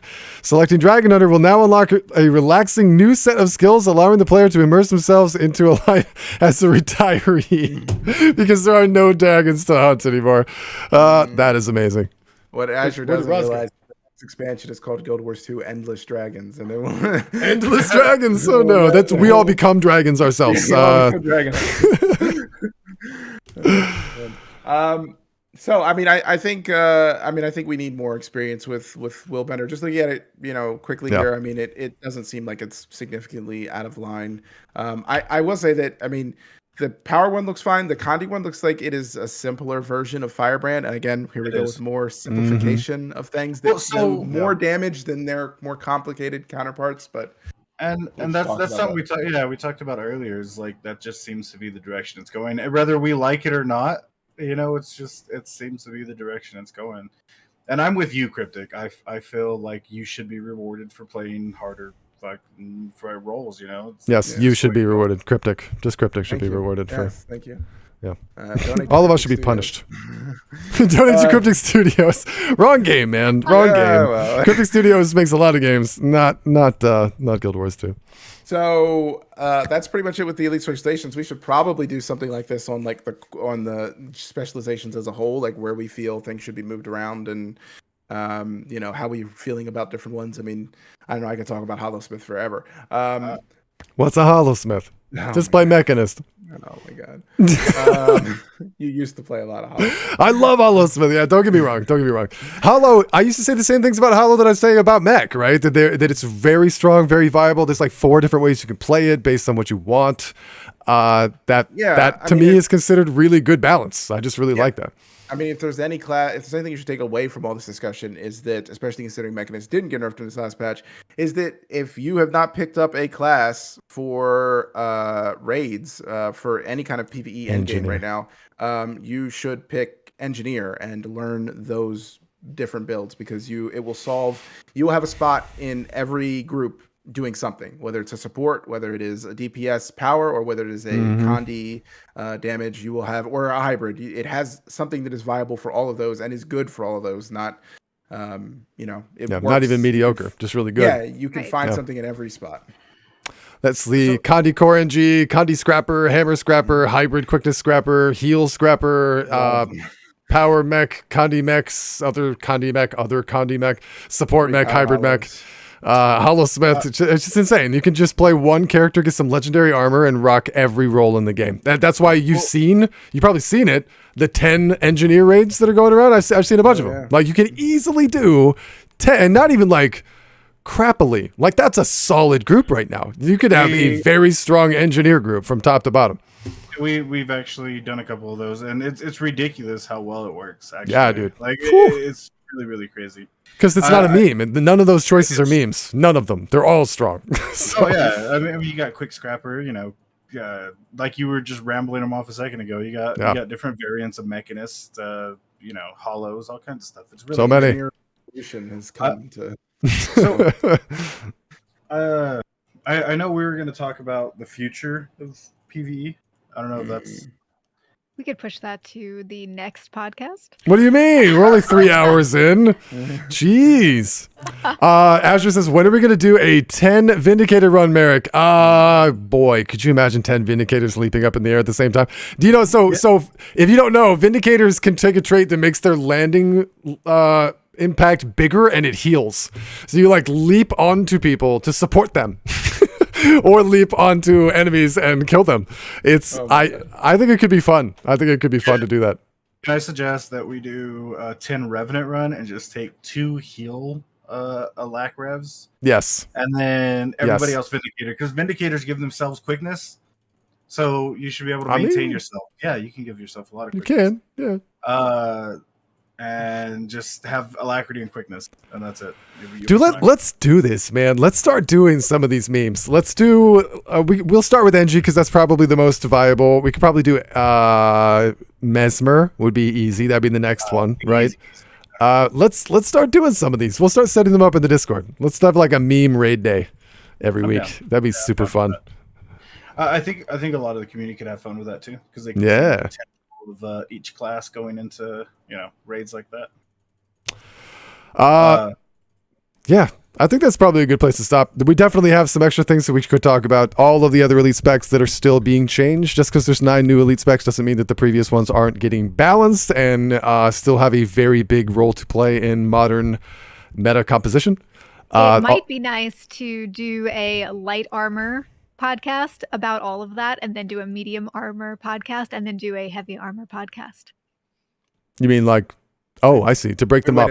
Yes, are you trying not to have 3-hour podcasts every time? Yeah, exactly. Even Raz has given up on he's walked away. Dude, he left his cube. I mean, I don't even, where is he, man? Judy, have you seen like the 3 hours is too much. He's come and gone. He's come back again. Yeah, it's all good. All right. So I know you want to wrap this up, but I would just like to say, for the future of like PvE and raids, I am looking forward to it. Like that, I'll just end it there. That way. Do you feel optimistic about the changes coming? I feel very optimistic, and I feel like I do too. There's a lot of good changes happening, and I feel like, I think you talked about this last podcast. Now more than ever, ArenaNet is paying attention to a lot of its audience. Hallelujah! So they've been amazing. ArenaNet, amazing. I feel like changes we want, like to Bunny Thumper or to Untamed Bunny Thumper. Yeah, I feel like those changes will come. I do too. I feel like a lot of the stuff that we address will actually be talked around their offices, and they probably listen to a lot of people that we don't realize that they do. So I definitely think it's a good thing. Don't you feel like not only are they listening, but they're, I mean, like whenever I've read patch notes in the past, right? Like their design for going forward, or like why they're doing what they're doing or whatever, like never before have I felt more than I do right now that they are raiders. That they know what they're talking about. I feel like it sounds like one of us talking when we're talking. Like if I were to write update patch notes, this is what I would say. I'm like, this is what we're changing. This is why we're changing it. This is why it has sucked in various raids. This is why it's been not fun. This is how it's going to be changed to make it more fun. Like, the lingo just feels more convincing. I don't know. I just feel like it's a new ArenaNet. It felt pretty good. It feels less automated messagey and more like player to player or person to person, and Yeah, more. and it has helped. It's helpful when you're doubtful of the notes, right? When somebody's like, when they're making notes, and you see like, oh, this big change, it really affects me. When you really hear it explained in a way that makes it sound like they are aware of the impact that it is making, right? They're like, they know how it's impacting your game mode, and because they're speaking in that lingo, they're bringing up things that really matter and the reasons why. Somehow, I'd see a nerf that would happen in land, and it would make some sort of really big dramatic crappy change throughout the entire game mode, and you'd wonder like, was that on purpose? Did they know what that was going to do? Like, are you sure that this is how you wanted it to be? And then 3 months later they would change it back, right?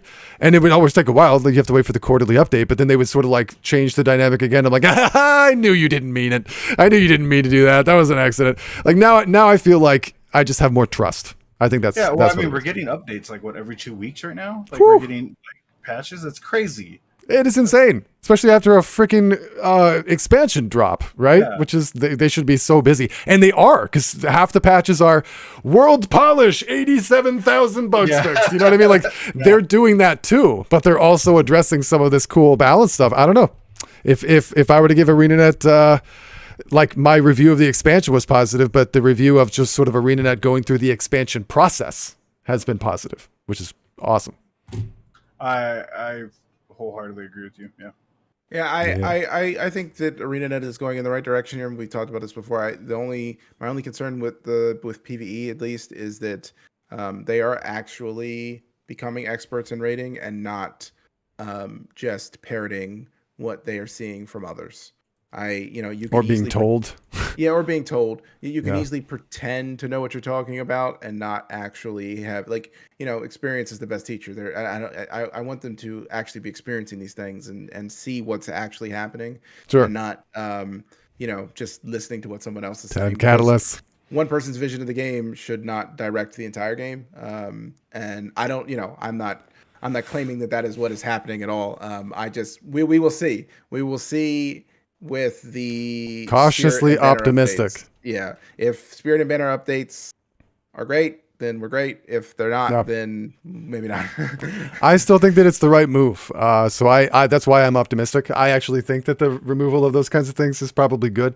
I have said, if the goal is to be inclusive of the huge amount of variety that they're basically being confronted with now, there's so many things, and if they want them all to be viable, you got to rip those things away. You know how I feel about boons. I just wish boons didn't just suck all around. But if that is not going to change, this is probably the best way to handle it. So I don't know either if it's going to be good or bad in the end, but I have been given hope. And I like having hope. I like having hope, man, in the realm of the MMO I love the most. That makes a big difference when you're optimistic. Yes, it's nice. It does. I'm hoping for viability in the core classes at some point in the future. Keep dreaming. Judy's hoping not to have to split up coffee break ever again. Every 2 seconds. Poor Judy.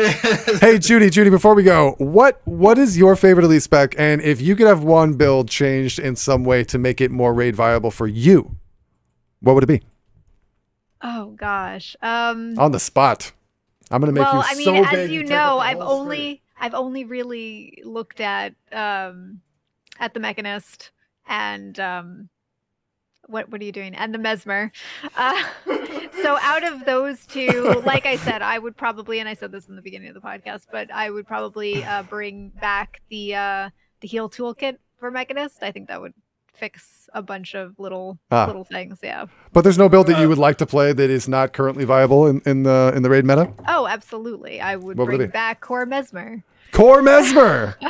Core Mesmer, like Condy or Power, like Shatter or Clones. Like, what would you do? Probably Core Mesmer Clones Staff. If that could be viable, Condy? I think that would be super fun. Yeah. So like Staff Mirage, but Core Mesmer? Right, exactly. And ones you don't shatter, you just leave it like. Exactly. Yes. Wow. They've been slowly destroying that build since for the last 7 years, and it's gone. It's completely gone now. It's been gone for years. Don't you kind of feel like Mirage brought it back for like? First of all, they brought it back a little bit. They brought it back, and then they nerfed it, or not? Didn't nerf it. They changed it. Right, exactly. I mean, they brought it back, and I think it's still viable in things like PvP, but nobody would bring it for PvE. Because you remember the original Mirage Condy build did not have you shatter clones. For those of you guys who weren't around for then, the whole I forgot what it's called. Whenever you gain Mirage Cloak, so do your clones. So they all ambush. I actually really loved that change, but then they got rid of it. So. Well, they didn't get rid of it. It's just that now that you were supposed to have them do their thing, and you're supposed to shatter them and instantly resummon them. So the goal is still to keep them up doing that consistently, but you still need to shatter throughout. You only have one dodge now too. So. Duh! Yeah. Well. Yeah. But only in PvP though. Right? Is it? Yeah, it's only in PvP. I think it's only in PvP. Yeah. In PvE, you still have 2 dodges. Okay. It's been Whew, a long that would time suck. since I played Okay. Because I just walked into PvP on my Mesmer on Clone Lord Merrick the other day, and I was like, "Oh no, I remember now." Yeah, I played it in PvP. You remember me and you? Yes. Oh my god. That of all things that I've ever done, that is really high on the list of things that I wish I had recorded that was not recorded. That would have been so good. Amazing. I met Cryptic Villain in a guild where we had a PvP tournament. The first time I ever met him was a 1v1 PvP tournament in our guild. And I walked in going, I have won every one of these before. I'm going to win this one. This is going to be easy. And he was my first opponent. And Cryptic walked in and was like, I am way better than all these casual PvE noobs. I'm going to totally wreck this dude. And we walk up, meet each other, both bow to each other as Mesmers with similar builds. And we had maybe the sweatiest, longest fight that you could ever imagine. And it went... Like it was like a Rocky movie, dude. Like he wrecked me and then wrecked me and then wrecked me. And then it was going to be the final round. And I reverse swept all the way into victory because of like some crazy change. I'm telling you, it was a movie. It was a freaking movie. It was awesome. Because he pulled out the Merrick TV special, which is pretend to be a clone. And I didn't know how to handle that. I did. No joke. He totally whooped me. And then all of a sudden I turned on the Clone Lord Merrick mentality. I was like, I'm going to just be a clone. And it worked. It worked. It was great.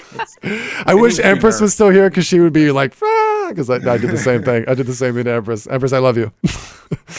I think you did the same thing to everybody there at that I point. did. If you go back and watch that video of the streamer PvP tournament, it is so funny. If you go and watch Teapot's actual, there's Empress.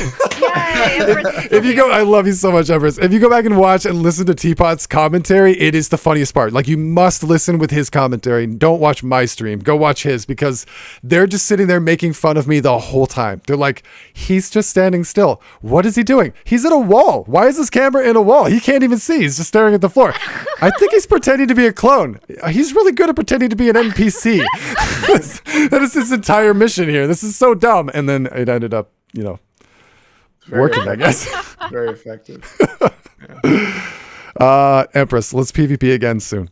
I'm gonna call it here. I guess we'll probably end it. I love you guys. Thank you for this very long and very exciting chat. Junie, we will endeavor to make these shorter.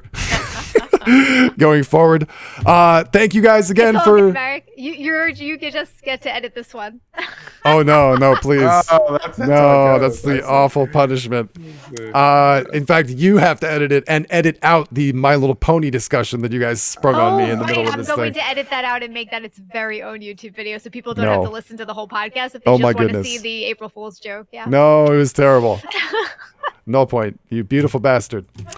Okay, so if you guys are new to the channel, I doubt you are, but if you are, my name is Merrick TV. We stream a lot of Guild Wars 2. We play a lot of other random games throughout, but Guild Wars 2 is definitely our home. I met Cryptic and Virus and Junie, my 3 favorite people in Guild Wars 2. It is a wonderful place to be. If you guys want to come and join our community, we would love to have you. MTV has a guild. All these beautiful people are in it. We host events, training raids, experienced raids. We're doing PvP and guild missions too. We got a guild hall going, and the coolest, best roller beetle racetrack in the guild hall ever. So if you want to come and check that out, we're going to do a race again soon with prizes now that we actually have a new and complete track. So thank you to Mai and Zhang and Virus and everybody else who contributed to that. It and is NJ, who's awesome. been like putting so much stuff into the guild bank. Oh my god. Thank you, NJ. Can we just build a shrine? Yeah, the jumping puzzle, dude. Yeah. We need to build a shrine to Angie just in general. Angie, you are the man, the best moderator. Really appreciate you, bro. So what's tomorrow? We would normally be doing party games tomorrow in the Discord, but we actually have one of our Ko-Fi subscribers. It's their birthday. We're going to be hosting a big birthday party in Final Fantasy XIV for them. So we may not be around. Judy might be streaming it. I'm not sure, but definitely check us out for this following Monday. We're going to do our raid trainings. The roster will be posted very soon. So if you guys want to join our raid trainings in the MTV Discord, come and click that beautiful link that is linked in the chat there. Join our community. Come hang out. Come raid. It'll be great. There we go. And now I just want to say thank you guys again. I really appreciate all of our Ko-Fi subscribers. Null Point Origin and Maddox, you guys are amazing. Tier 6 subscribers. It is insane. NG, you are such a great dude. I really appreciate your support. Pink Attitude, our newest subscriber. Dalindra Zhang, whose birthday it is tomorrow. Wish him a happy birthday in the Discord. And Andushan, who is an absolute living legend. Love you, bro. Love all of you guys. In fact, have a great night, and we will see you next time. Bye.